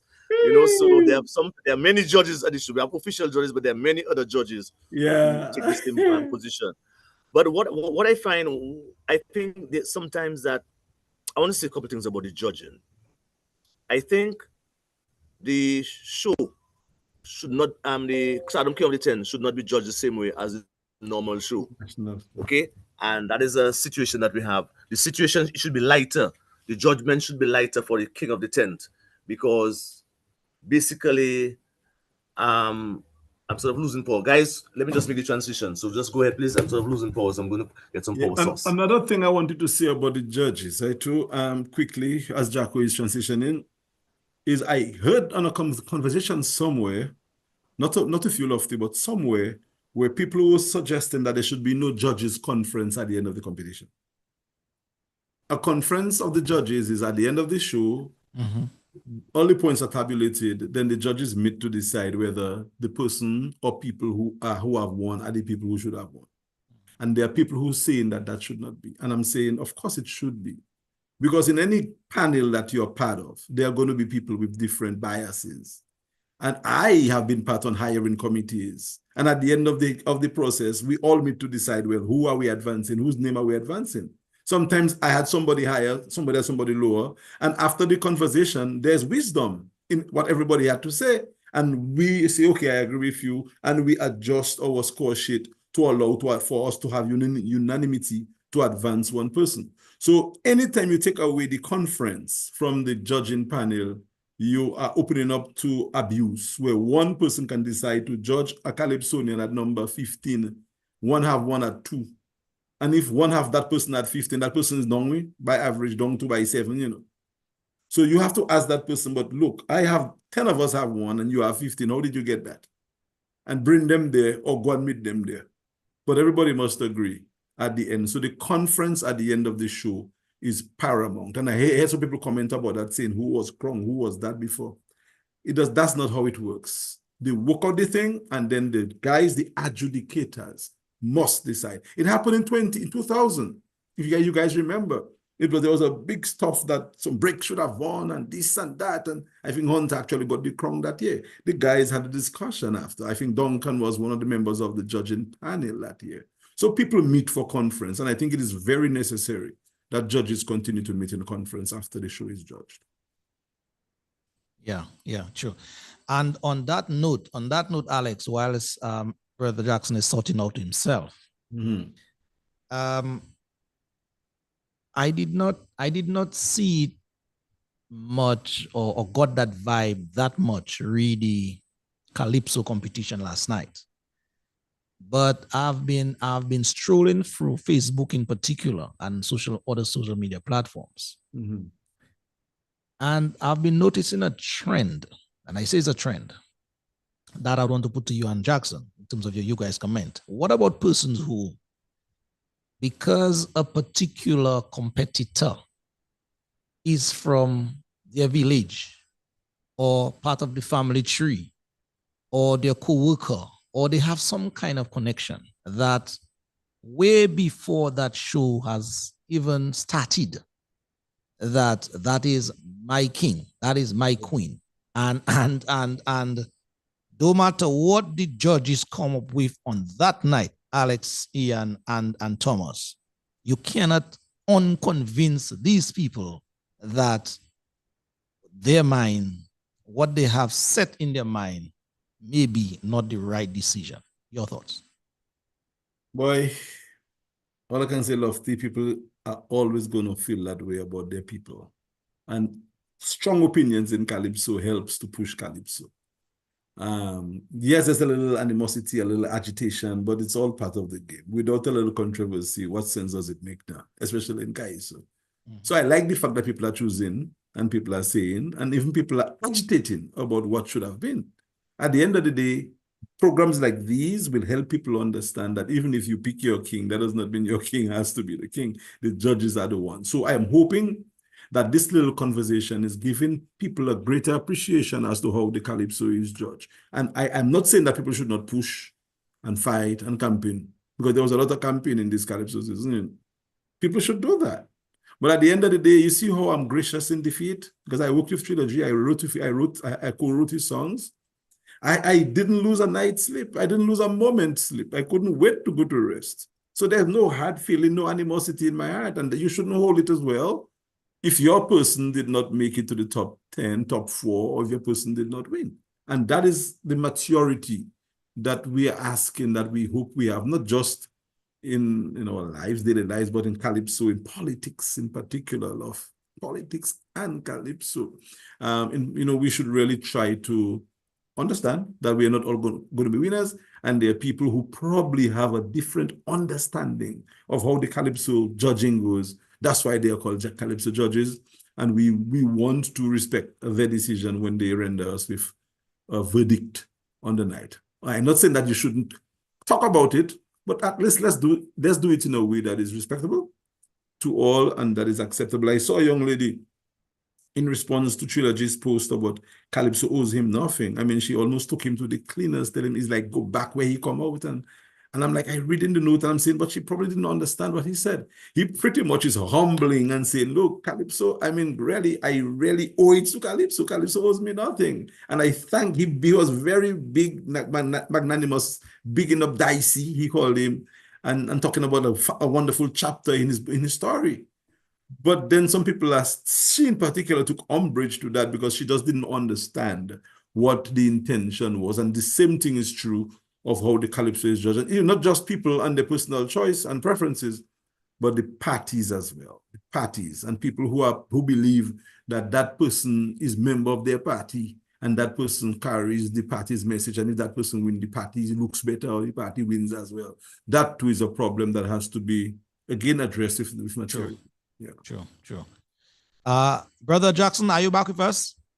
He says he's connecting. Okay, he's connecting. Well, Alvin, take a shot at that still before Jackson. Yeah, well, I mean, I agree with Alex entirely. And I mean, I don't know much of Trilogy, but I've had some interaction with Dice. And I think people sometimes even misunderstand Dice. Dice is such a humble guy. Very humble, Dice. Mm-hmm. Very smart too. Smart. Speaks well, and Dice means well for his country. This is one individual that loves Dominica, that loves his people, and holds no animosity or anything like that. And even not knowing Trilogy, just from what I can see of this young man, I heard him on For Diners in the Spotlight program they had last year. And I mean, this guy is such a respectful, humble. So I think, like Alex said, people will have, communities will have their people that they think for. But I think these two gentlemen, and even now we have this women, Joy, and this other lady, Janice. Janice and Shanice, and I mean, Calypso is in good hands. Tasha P, don't forget Tasha P, yeah, Tasha P. And even this young boy who sings Mighty D? Mighty D. Yeah, You man. know, Yeah. I mean, Calypso is in good hands. And that is Sure. why I would really like for the association to approach to take a more, not necessarily losing what they are there for, but to take a more business approach. Okay, so Alvin, the question to Alvin, well, to you, Alex, and Ian in just a while is still on the table. Alex answered his own, is that should people come in the park with their king or queen or whatever in their head, their monarch in their head, and have issues with the judge's decision at the end? Well, they will come. You can't avoid that. But issue with the judges, and that's why I posed the question earlier, because if at the end of the day, like what happened last night, there seemed to be a unanimous, even people who may have come and felt, well, Trilogy should be the king because they were supporting Trilogy. But when the judges gave their decision last night, I would want to believe from what I saw, and I may be wrong, Ian could speak more directly to that. I want to believe that you have people like Alex, who was close up with Trilogy, who say, you know what, boy, I think Dice beat me on that one. I think Dice beat me. You know, that kind of thing? Yeah. And that is the kind of example I would like to see in politics, so that they understand, you know what, I lose that one this time. Yeah. We give it. Yeah. And I think that is good for Calypso and good for the country as a whole. I can all right, say, Jackson.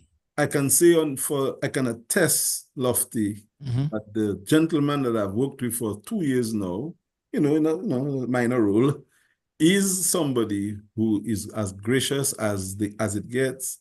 And I'm happy to have been able to work with a young man. I think that his future in business and Calypso is very bright, only if we can just embrace him and give him the support and the love. Even if you don't support him, he's good for the business. Keep him close, because I think he can. Maybe we need to bring him on our program too. Our program wide open, we'll bring them. We'll start the grudge on that program.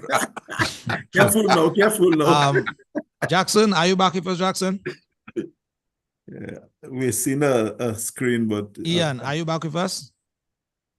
Right, you still have load shedding in Dominica, Lofty? Well, not by my end. Maybe somewhere else. But you're living close to a particular location in Dominica now. I don't want to call the name. It's Carnival. I'm living close to a hydro plant. We have diasporians whom we can't be load shedding now, man. When Dominicans are known, they will do that, man. Well, we maybe can go to the feed, and then if Jacko joins us, he will chime in, I guess. He's maybe having a little connectivity issues. Yeah. All right. Yes, let's go to the feed. Alvin, see if you can take some comments there. Boy, we got so many there, boy. I don't even know where to start. We got a lot. Let me see one that, All right, Alvin, just 1 minute. We really want to do justice by that situation, even before we go to defeat, because we spoke about it earlier. The issue with Sai. And that letter. Alex, your take. You being that. I hope you're not batting in his crease today. I think I have to bat in my crease on that one. All right. Boy. Okay, so Sai is an officer of the law. Sai understands how law works and this libel and even slander matter.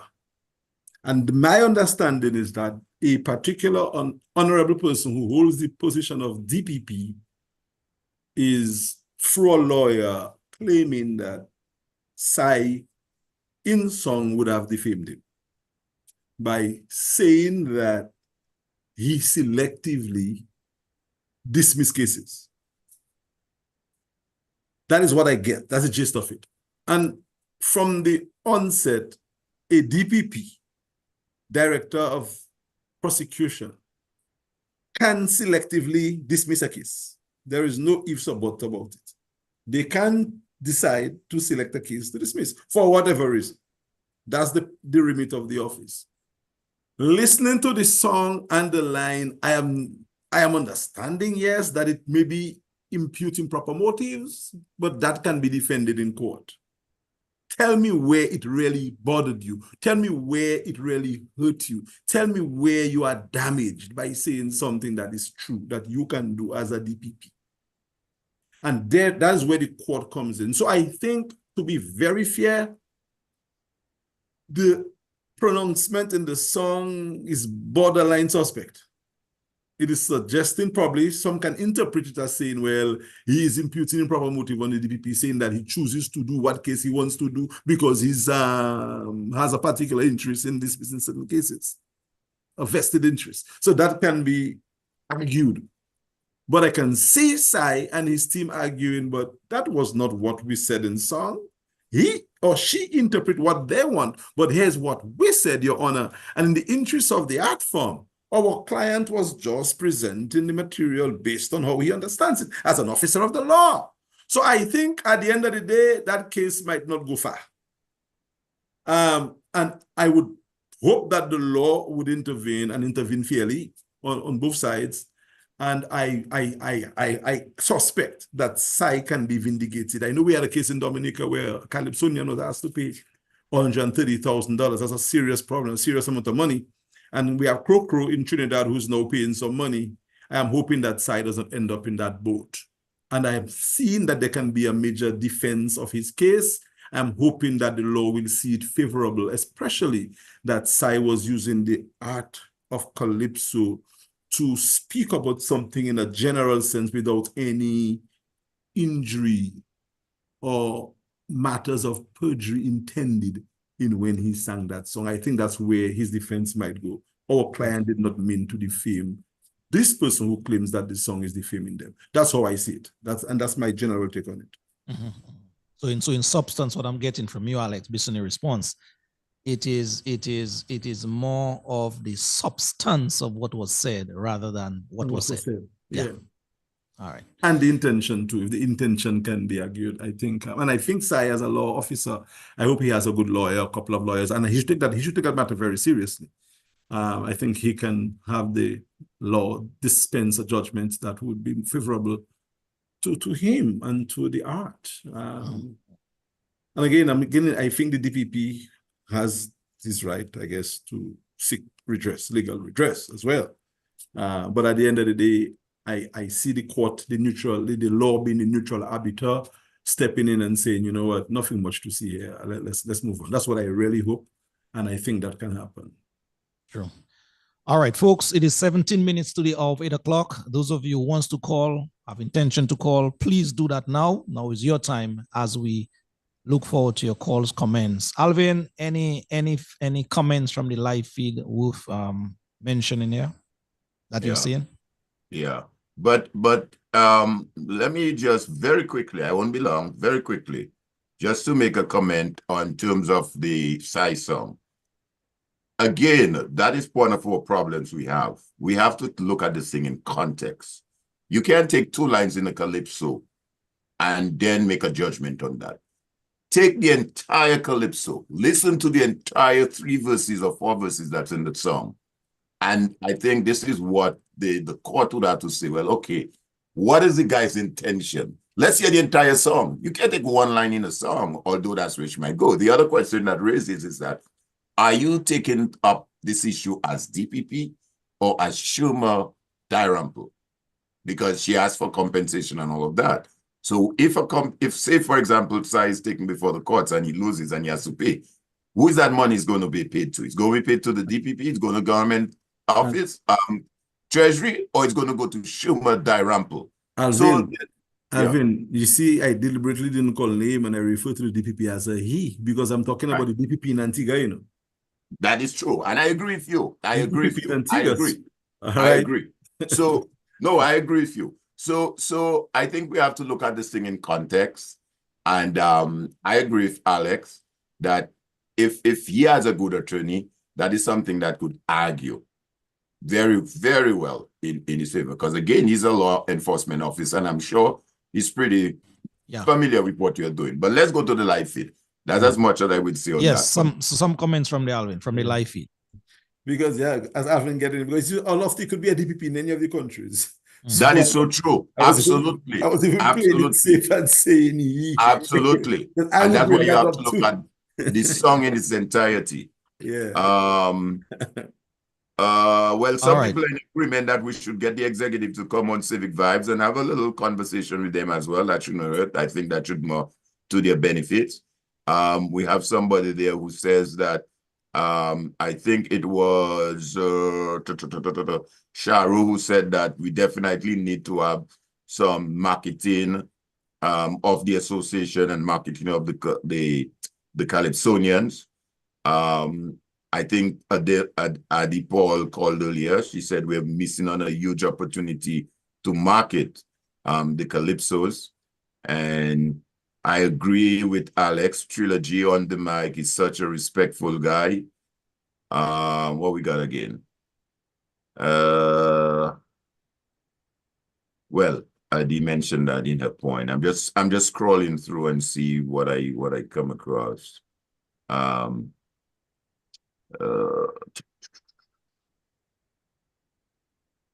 I don't usually, somebody wrote, let me see, Hamilton, Joseph said, I don't usually comment via this media, but it's time that the members of the Calypso Association stay away from participating in the competition and finds way of seeking sponsorship for the association.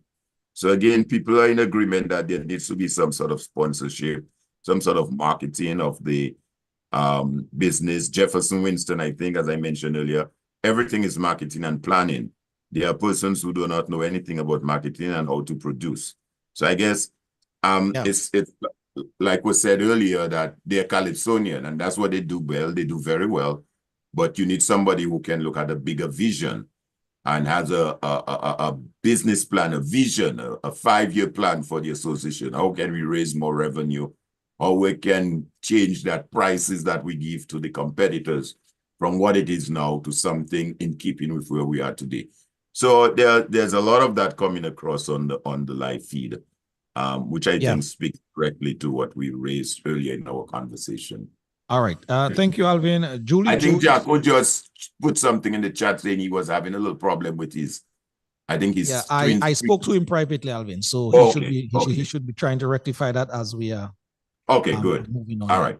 Julie Joe made a comment here and says people are entitled to their opinion. No one can take that away from them. I guess we emphasized that earlier.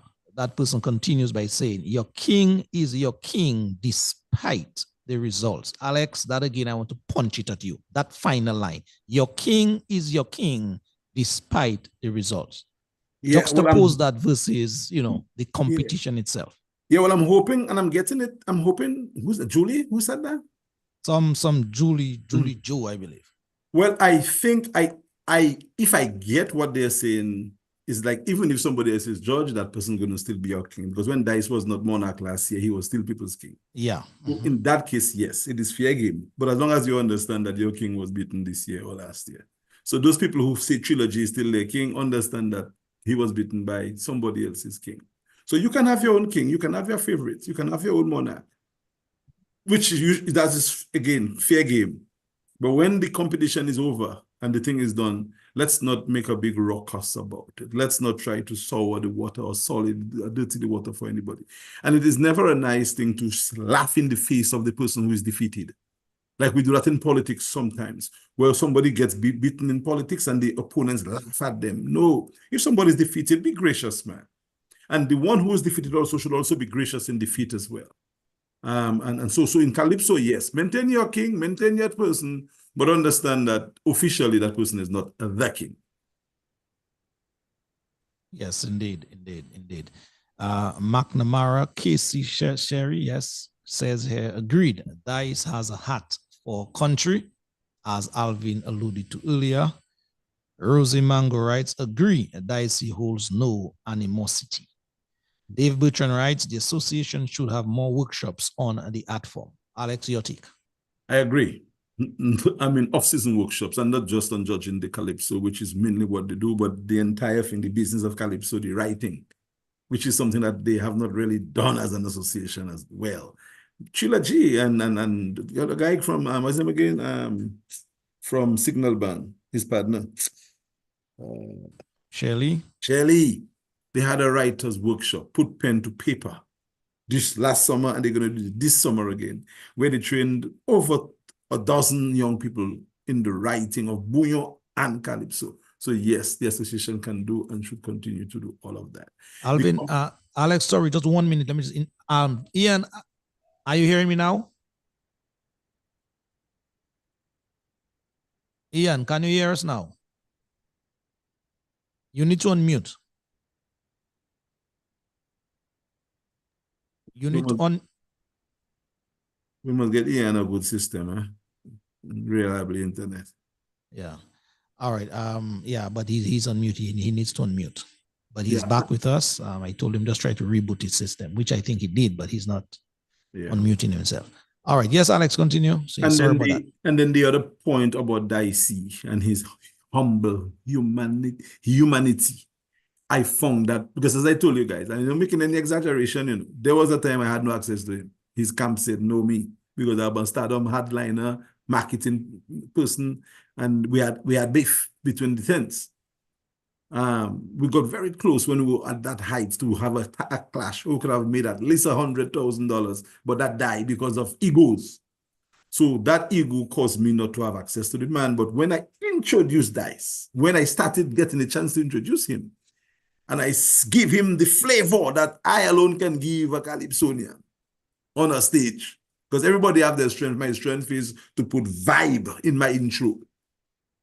When I would give him the mic, there's a particular thing that happens when you exchange a mic with a singer.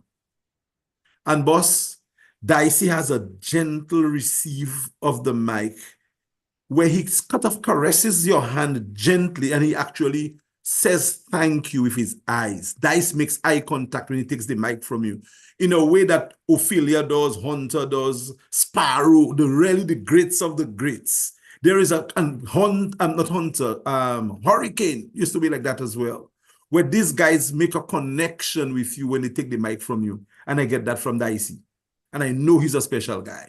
I knew he was then, when the way he received the mic and the way he so reverently respect the occasion and do his craft. So that I can tell you from my experience with him in that way, he is just a fantastic brother to work with. And if he is that great brother and Trilogy is what I know, I see us having a nice rivalry for the next maybe 10 years, hopefully. And that should help Calypso.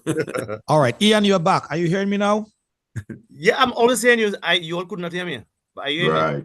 All right. Let us just take a call there, Ian, before you come in with some comments. Someone is on the line, wants to make a comment. Caller, yes, good evening to you. Civic Vibes.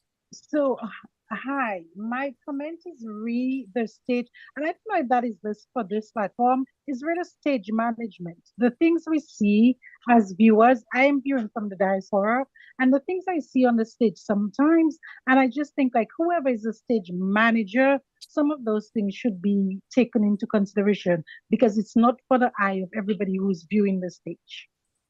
All right, fair comment. Thank you very much, caller, for your very succinct comment. Having said Alex, that, you have been there. feed. Ian, you have been there in terms of that stage management. Oh boy, there's a feed. As he respond to that, Lofty, let me read a feed that speaks directly to that, and he'll come in. Somebody wrote there, Miss McNaras Sherry, I would like to know why Triller on the mic was not given the respect of announcing his first place win and handing him his trophy and gift as the other Calypsonian. I did not appreciate that at all. Well, again, I try to stay away from that way. I don't really appear to be going up against my buddy. I would not have done it that way. And the protocol, when we did it, was to respect everybody and give them... I guess it's like what the caller just said there. Yes, to give them their moment. And what I really saw last night was the back of the MC towards Trilogy and the hand raising as a basketball wrestling game happening, which is not the way we do it. That's not how it is done. Again, I hope nobody takes that as criticism, but that point is a very strong point. Trilogy never had a moment where he got recognized for the first place winner last night. I mean, with the limelight on him. And another thing we did as well, again, just started by me, I guess it's not continued when I'm not there, but we would call the top four, would have them excuse themselves to the side. This is your top four. We'll get back to them in a while. And those who did not make it, everybody get a moment. Bam, bam, bam. And of course, remove from the shot. No MCs in any shot. And then when the six get theirs, we say, thank you very much. They leave, and then the four comes. And we do it the same way again in terms of that. So that, I think, was not done well, I guess, in the excitement of the moment. And probably it was raining, so people had to do things differently. The other thing I saw on the stage as well was the trophy table had been on the stage all night long. I think we should only see that table when the trophy time is ready, in terms of the trophies. And another thing, I was seeing people walking at the back of the entertainers, including the MCs. I just do not like being in a shot, in a frame when a show is on as an MC. But if other MCs are comfortable with that, it's fine. It just is not a good picture to see an MC sitting down at the back of a stage while somebody's performing. Again, it's just my humble view as somebody who has done stage. Yes, Ian, thanks. You're back. Your take based on the stage management thing of things. And we also had a question prior that I posed. I would want you to comment on that as well, in terms of what do you think of persons who come with their king or monarch in their head even before the show has started? Well, take this first one. The second one first. That's human nature, and you really cannot prevent those things, basically. People come with their all. Some people don't even listen to the Calypso show. Only when the person is singing, basically, they come up front and you can see them really immerse themselves in what's happening on stage. Well, obviously, these persons cannot be credible judges and to assess a Calypso, because you have to be open-minded no matter what you hear on the radio. And that is why before I got cut off or I lost some power there, I was making the point that, in terms of our judging system, when persons are judging, to prevent too much disparity in the judging, what happens is that I found out that in Stardom 10, for instance, in the 10th, they use the same criteria, 35, 35, 20, and 10, 35 lyrics, 35 melody. You cannot judge a 10th with the same criteria as you judge in the major Calypso show. Because that's a mistake we have been making. And I think it's the first time, Alex might bear me out on that, I think it's the first time we see that the Stardom King of the 10th, or Monarch of the 10th in that case, Tasha P, did not place. Because almost every year, when the Stardom King or Stardom Monarch wins the monarchy in the 10th, you can almost be assured that person is either king or first runner-up. And that's happened so for a number of years because we use the same criteria. I think the 10th should be, another method should be used to judge the 10th, where there's more people-oriented, more than actually hard and fast rules on lyrics and so on.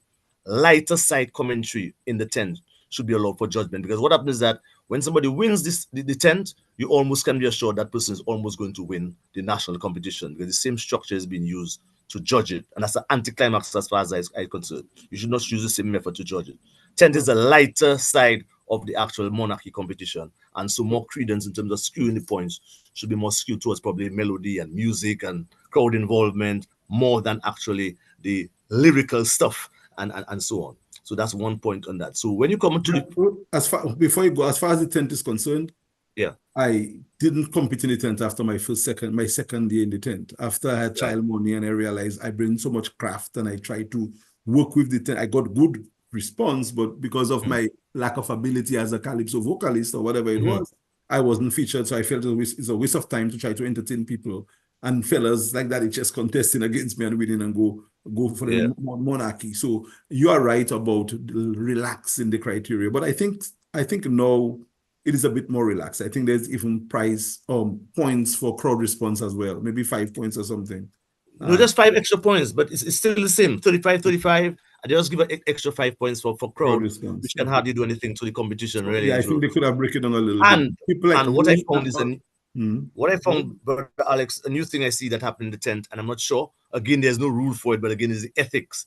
Right now, I saw 2 Calypsonians, for instance, in Stardom 10, stop the band and solicit responses from the crowd. It's a competition. Just stop it, man. Say after me, so and so and so. Let me hear you. A competition. Can you actually do that? And it was done. You know, we are taking a policy in the Calypso Association to penalize Calypsonians who did that in the competition. I think Dice was very famous for doing that. Right. Capel and come back. I think we took a policy, and it was not a popular policy for his camp, because we said, look, when you stop the band, you break the rhythm. Exactly. Because you have been judged on melody, lyrics, whatever. When the melody of the band breaks, you go off melody. Exactly. So I think we are taking a policy on that. And I think we have so apparently that was not written down. So there are a couple of Calypsonians on that night who actually did that. The a cappella thing. And it's what happened, one of the persons actually placed as a result of doing that. And I felt if the person did not do that, they would not solicit the energy or the little 5 points extra that would propel them to, ascendancy. And so that is also something that we have to look at in terms of judgment. So we have to be very careful about those things. And when you come to the park with preconceived ideas, remember it's a 2-round competition. And I think, Alex, you need to probably go to, we have some countries like I think Grenada, and one or two other countries does that, that in the semifinals, you expose your second song. So you are judged twice. You can't have one song judging for the whole year until the finals. The next the second song is really crap. It has happened sometimes. So the second song does not live up to the expectation of the competition. Also, so you must have two good competitions. You have one song, you judge the quarters, and in the semifinals, you use your other song. And so you have two good songs that are judged to be in the finals. Some countries do that. So that's maybe a way we have to look at it in terms of judging our calypso. Another point I heard while I was listening to you guys is that one somebody called made a very important point, or it was read out by Brother Alvin Thomas, just read out that in terms of marketing the calypso, which is so very important, I've highlighted that already, is that probably it is time that the Calypso Association, and that's come up already, that's not a new point, that the Calypsonians should not be themselves be administrators. You cannot be singing Calypso and spend the time to actually market the song. And that is part of the problem that is also existing. So hence there should be an arm who deals with actually not competing and actually do the marketing of Calypso. Because what you find is that Observer is king. Observer is in the finals. He has to do the promotion. He has to do this. He has to run around. People have to call him Observer. That missing the chair. The joys of a chair. Joys of this. You should not be doing that. You know what I'm saying? So basically, you should have an arm that could be dealing with those things. I don't know if you agree with that, Alex. I see you shaking. I agree with it, but you know and I know that the perks that come with that, then I'm not too sure the association members will give that up. It's willing to give that up. No, boy, you know what I'm talking about. Why? But you have to look at the greater good for Calypso. We have to look at the greater good, because the marketing of Calypso is very serious business. And when you're trying to get to be on the finals, I don't think you can spend enough time trying to market and do what is necessary to bring the Calypso to another level. So that's also very important. In the competition. That's why people accuse people about you playing up with the judges or whatever. Although Observer and those guys have nothing to do with the judges, as we know. They have a judges coordinator and they decide and they do a selection and they have the processes done, but it'll always be construed by people who don't know better. You know what I mean? That probably they have some part to play in deciding who wins and who loses and so on. Yeah, and I'm telling you, listeners, viewers, our comments here about the Calypso should be taken as a contribution to the development of the association and Calypso. Nothing that Jacko and I have said or will ever say is meant to bring down or to question Calypso Association. It is meant to suggest growth, community, and camaraderie. All right, guys, I see on the clock, the big clock says it's already 2 minutes past 8 o'clock, but we lost sometimes with Jacko earlier, about 10, 15 minutes about. So we'll try our very best to bring down the curtains in the next 15 minutes, so 8:15, all right? Yeah. Yeah, there was a comment. Yes, there was a comment here by, well, Alvin alluded to it earlier, but that same person, Mark Namara, came back and said here, Alvin, thanks for reading her question, but she comes back and said, it was very disappointing, especially at this guy, he being so humble, that is trilogy she's speaking of, being so humble and respectful. He was our king and handled his business during the year very well. Kudos to him. For also giving back to the young people during his reign. So some persons are not taking that situation that occurred with Trilogy and the MC last night sort of very well. So I don't know if brother Val would want to at least say something in his defense if it was, something inadvertently done, or what was the situation there. But some persons it is not rubbing on them too nicely. But I think though, Alex mentioned it to some extent, in the euphoria of things, sometimes you can run the risk of that happening. That is why it's important to have somebody designated as a stage manager. Who manage everything and works in collaboration with the MC to say, okay, we're getting to this now, that kind of thing. And that all speaks to the question of the association, because at the end of the day, it is not going to be Val or the individual, but it's the association. They're the one hosting the show. And if something goes bad, it reflects on them. And that is why we need to look at the big picture and say, okay, this is how we manage it, and go back. I think what I'm hoping that the association will do, and again, Ian will speak to that, I would hope after every show, every Calypso competition, they can go back to the drawing board and say, okay, what is it we did bad? What are some of the areas? What are some of the issues we can fix? And how can we make this thing even better next year? And it becomes a learning lesson for all of us. Yeah, and everything cannot really be scripted. One of the things that my partner, my brother, and I do well when we work together, we complement each other. So had I been there, I'm not saying that Maja should have seen it, but had I been there, I would have kind of find a way to pull him away, to create the moment between the two guys. And I mean, we never saw that. And there was a little time, if you observe, guys, if you look back at the thing, Trilogy actually reach across to the ice, but it happened behind the MC's back. That moment should be captured on the camera, stuff like that. But again, not criticizing anybody, just probably the moment. It all happened in space, and that is the end product. That's why we're speaking. Yeah, the excitement, yeah. But I want to agree, and I want to say that I also called Trilogy a couple of times. I interacted with him on occasions outside even of Calypso, and I think he's a great find for Calypso. Alex, I think you have a great guy working with. I think Trilogy is the face of Calypso tomorrow because I want him to stay in it. I also want to encourage Black Diamond to stay on. I understand he wants to retire at such an early age. I am not encouraging that at all. I also think these guys are faces of Calypso for tomorrow. And Trilogy has a good head on, I find. It's a long time I've not seen a writer in his early 20s, Trilogy, and I've not seen a guy of that, so youthful and so crafty in his lyrical. So he has a gift.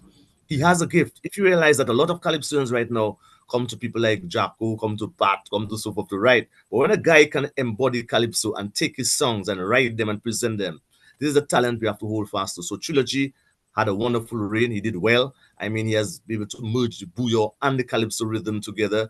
He has in 1 year because last year Calypso was not so good in terms of the crowd that came to Calypso. It was better this year, and I think it is a direct result of the rivalry created by him and Dice. So he already, in a short stint of Calypso, has created something that we need to continue in Dominica's Calypso. Yeah, well, what I will say on that, Ian, is that you have a major role to play, and so is Alex and the rest of you, because at the end of the day, we have to be able, because it's a very tough thing they're in. It's, peer pressure, if I may use that term. Yes. But you guys have to stay there and provide that kind of mentorship. Mentorship. Which is what they want. That's These young people need mentorship. I mean, I vow to that. I've been doing that, yes. Young boy, 20-something. Mentorship. And I think that is what is lacking with some of our young people in Dominica when we put that fingerprint on them and say, oh, young people, this. What kind of mentorship are we providing? Those of us who are in a position to do that. So I think that's what will be needed moving forward. So well, I can speak for Alex, and I can certainly speak for myself. I can speak for Alex, and I certainly can speak for myself. We have never left Calypso, and we have always been there. I mean, even this year, I mean, Alex have been involved with young people. I mean, Alex had one of the biggest songs out for the Junior Monarch in Booyah Monarch. I also had the King. So I've never since from the 70s. I've written every year from the 70s up to this present time. I've never taken a break. And I've had workshops and so on, which Alex have spoken about. And Alex have been involved in administration, in marketing, promotion and stuff. So really, these are two individuals you're talking to. You're actually speaking to the person who has saved no, I believe. And I mean the fact that you guys are there today Sunday, last Sunday and this Sunday. Yeah, man. Yes. But we need more people to come on board. Yeah, exactly. And there are people who are there like us. But instead of mentoring young people, I do not know what they do. And that is a problem I have, a little, thing I have with some of the Calypsonians who can do better. Because there are many little trilogies out there, who just waiting for somebody to embrace them. And if we didn't mentor Trilogy, I don't think he'd be in Calypso today. Because he have other things to do. He's a businessman, That man would not release his song until his song is released through his page, because he have to get the credit for the release, So he has a way of doing it. He has a way of doing his craft. I learned so much from him in this short time. And I'm telling you, it's because of us, the bigger ones who have him in our hands. He is in the Calypso. I'm not saying that he want to leave or he say he's going to leave, but he says that to us every day. Brothers, thank you. He named us the Avengers. Avengers, thank you. Thank you. You guys have no idea. But he lost his father and he needs that kind of support. That we are giving to him, and his mom can attest to that as well. Absolutely. So I'm hoping that the other Calypsonians can really embrace somebody, and it's going to be good for the art form moving forward. Yeah. All right, guys, maybe the final question for tonight. And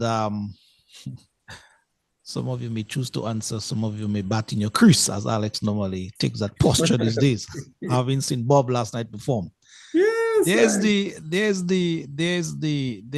mindset or thinking or rational out there that now Dice has captured his 10th crown.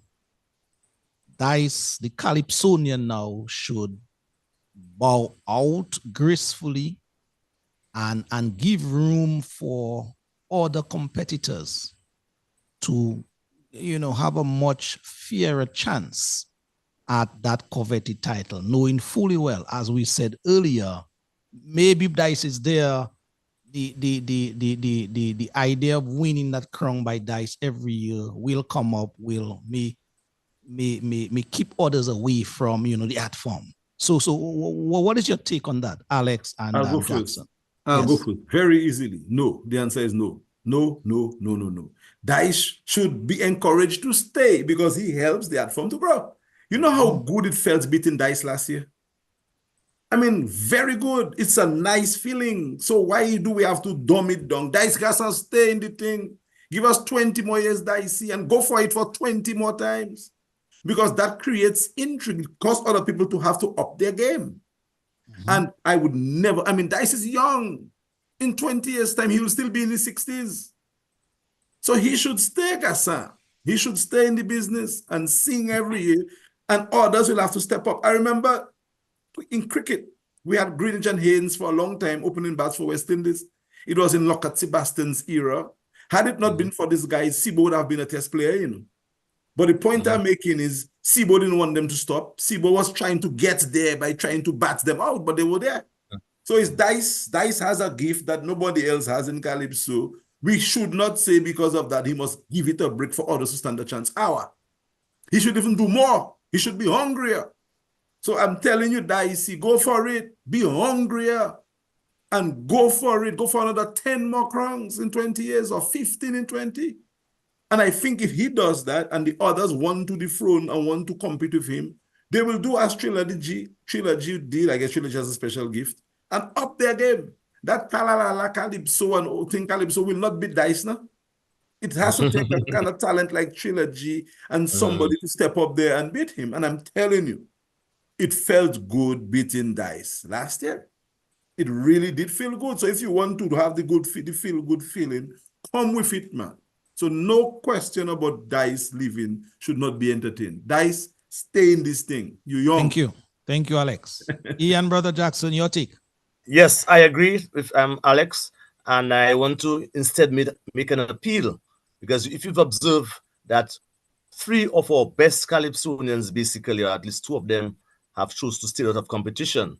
And that is why things are even simpler for the Dice, in that I really think I've made an appeal to Hunter and Scrunter last item to come back, and Carrison need to find himself. I think those 3 persons can still post competition with Trilogy with the Dice. And I think that is the way our Calypso can elevate itself. Because I think that presently Dice with his experience is difficult right now to beat him, but people have to try to rise to the occasion. He doesn't have to bow out. People have to try and meet his standards and outdo him. And I suggest that Scrunter and Hunter, you could see Hunter perform during the season, his performances. Hunter still has it. Scrunter still has it. And basically, we know Carissa have it. It's just as he chose to tailor down his songs based on politics and other events. But I always say he must be true to the art form. And any one of these guys at any one time can give Dice serious problems, just as Trilogy is doing.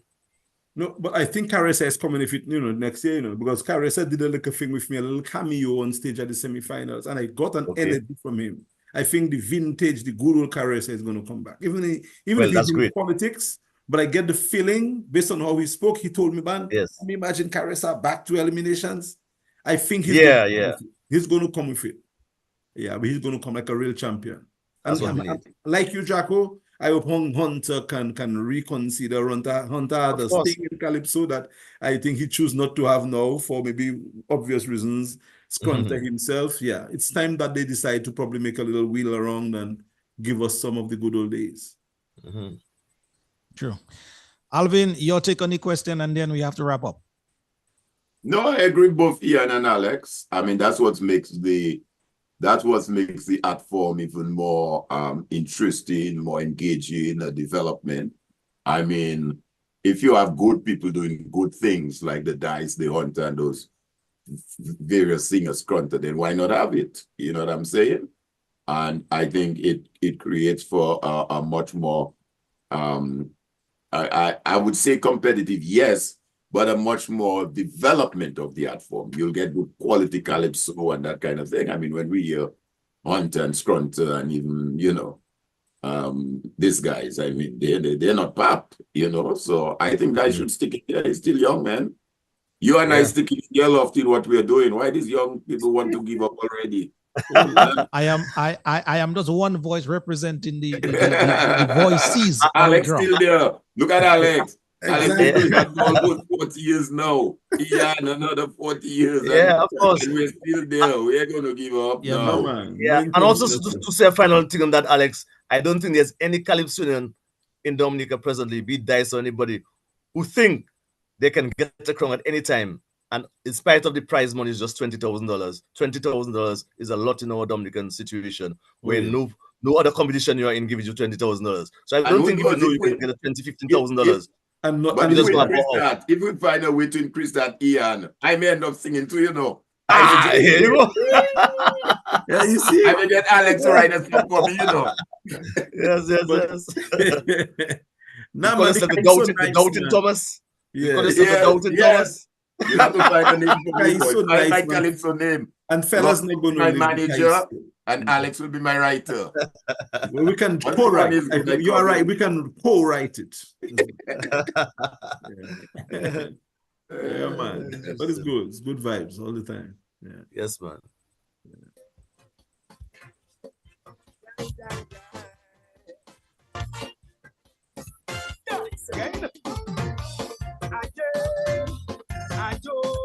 All right, Dominicans, that is it for us here on that conversation Calypso. We gotta bring it down. We gotta bring down the curtains and things. All right. Mr. Abdullah, Salam alaikum. Well, guys, salam alaikum. Let's take the final comments from our panelists here, and then we'll get the dice in the final curtains. I think as we bring down the final curtain here in the entirety, his song. Yes, bring money. Yeah. Who wants to start in terms of wrapping up comments? Well, I'm the softest heater, so let me be the first to go. Lofty, thanks. Alvin, thanks. The Civic Vibes crew, thank you. I honor and relish the opportunity to be here. Guys, just know anything that I can do to enhance your content anytime. I'll be more than happy to come in and share with you. As I said at the beginning last week, that you feel a niche in Dominica that is vacant. And as media, which is what you are, Lofty, you are really playing a significant role to allow for genuine, objective discourse in a respectful way. We've had ample time to do so. So thank you for the opportunity. I think I'm indebted to you to have me on, because not very many people would have me on the way that you have exposed me today. So I really, really, really welcome that. And I hope that you continue discussing the big issues and inviting people who are fearless and fear to come on and to have those conversations. Dominica need that now more than any other time in our history. So thank you. Civic Vibes, big props for what you're doing. All right, my brother Alex, thank you very much indeed. Thank you. Thank you. You yourself continue. Yes, I also want to endorse, Lofty and of course, Alvin Thomas for having programs like these where you educate persons. I was surprised that I met quite a number of persons on the grounds last night who told me how good job. So I wasn't sure if it was a new program which I have on queue or whatever. Tell me, no, I heard you've Lofty and the guys. And so I say, wow, you guys were listening. So that is good. I mean, when you have kind of discourse like that, it doesn't always have to be just politics, but anything civic, as the name says, civic vibes, anything that pertains to our governance or our culture or arts or whatever. And it's always a welcome change to have those kind of discourse in Dominica. And so I'm always willing to contribute. I mean, people check me from all walks of life, and I've never said no. I try and make it my duty to be part of what's happening. And I want to say great thumbs up to the Calypso Association for having a wonderful show this year. And they just have to build on the laurels. And when I thought Calypso was sort of sliding away, it doesn't seem so. I think Calypso is getting an injection, and that's the way to go. And we need to immerse the young people and get them involved in the art form so that we can move it forward to other dimensions. So thank you, guys. And it was a wonderful program. All right, indeed. Thank you, gentlemen. Alex and Brother Ian, thank you, guys. Thank you. You're Lofty. Alvin, can you give me an opportunity to ask Lofty a question, or both of you? Just one question. Sure, go ahead. Sure, go ahead. Go ahead. So a question to Lofty and Alvin. All right, you ask about Dice and the suggestion that, or should him pave the way so other people could rise and win? I'm going to ask both of you. Gentlemen, should the Honorable Prime Minister of Dominica and his party ease up now and move out so another party could rise? Or should the other party fix their strategy, do what they have to do to beat him? So that's the question. I don't know if you want to answer it or not. No, I will answer straight up. I will answer straight up. The other competitors need to do what they need to do to be able to unseat him. That's what needs to happen. They need to do what they're supposed to do to unseat him. That's what needs to happen. And the goalpost must be the same. The goalpost must be the same. The goalpost must be the same. Absolutely, absolutely. And that's where the people come in. And that's where the people come in. But that's must be 25 points for lyrics, 25 points for melody. Absolutely. 50 points for but lyrics. I'll tell you, Alex, that's a conversation we will have, because we know you wear several hats. We know you have the political hat, but we know you have the political scientist hat. So we're going to have that, I'm telling you, we're going to have it. So don't think it's not coming. I just want it to be, I just wanted to ask you guys, because you asked me the kind of questions, so I asked you that one to see how you like it. I agree with you. Yes. No, that's my response. And I'm sure I convey, what I convey, that sentiment is, I don't want to say I speak for Lofty, but I'm sure given the synergy we have. On that scenario, you spoke for me, Alvin, yes. Absolutely, yes. Yes. But gentlemen, I just want to thank you guys too. Really profoundly thank you guys, because you're doing that back-to-back. And I mean, it's a Carnival Sunday back home. It's Super Bowl up here, and we all do this. And we do this because we love our country. We love and that's why we do that. And we stand ready to assist you guys in whatever little way we can. A little advice, you don't need to take it, but a little advice to say, well, hey, can we do this thing a little differently? So next year we can even rise above what we did this year. So thank again, guys. Thank you very much. And those who are listening back home on the feed in Dominica, have a safe carnival. Enjoy the calypsos, play the calypsos, and have a safe mass. Yeah, man. Thank you. Good night.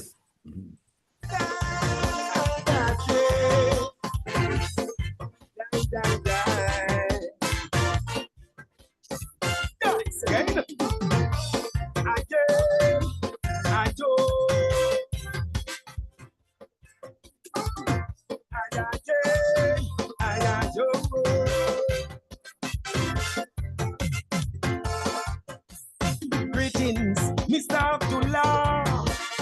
Salam alaikum.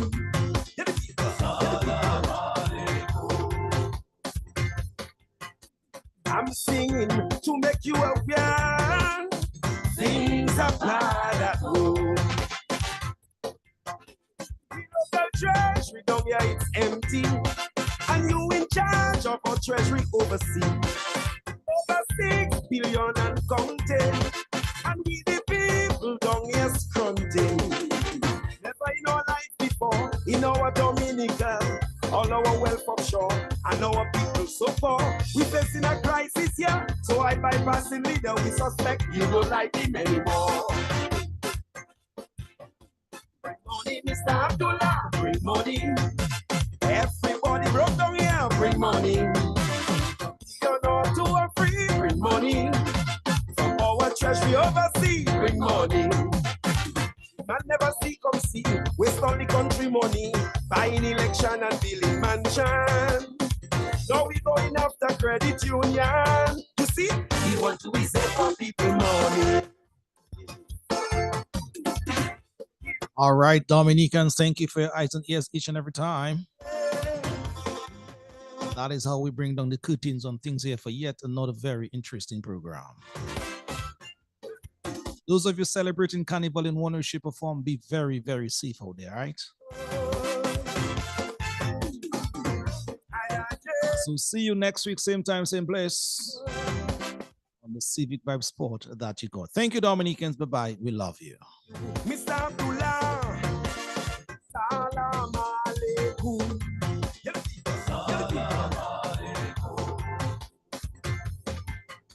Corruption. motion of citizens falling for electoral reform. Government owing everybody, and if the workers can get their salary, no money for passport printing, businessmen in the country falling. No history, Arab and black slavery, there's an opportunity to win with diplomacy. You front load money before, come front load a little more. 6 million or 5 or even 4. Bring money, Mr. Abdullah, bring money.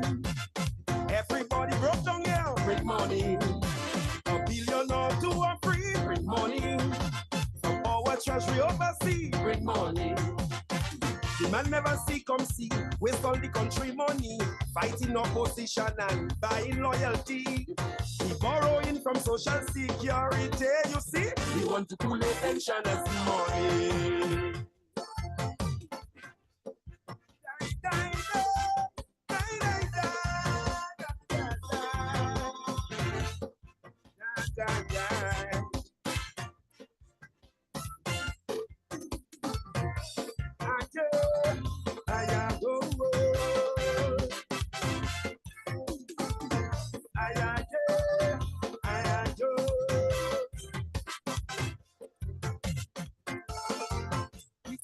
Warning, Mr. Abdullah, Salam Alaikum.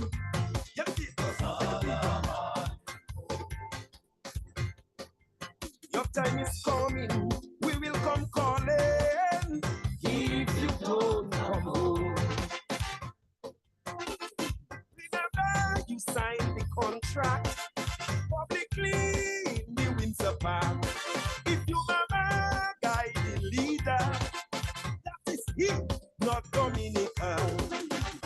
They got a chance to be a high developed country instead of prosperity. We see in more poverty. So your decision could make you a wanted man or the greatest Muslim in mankind. Bring money, Mr. Abdullah, bring money. Everybody broke down here, bring money. $1 billion or 2 or 3, bring money. From our treasury overseas, bring money. The man never see, come see, waste all the country money, sending all the money overseas. Now we going after NBT, the only bank left in our country.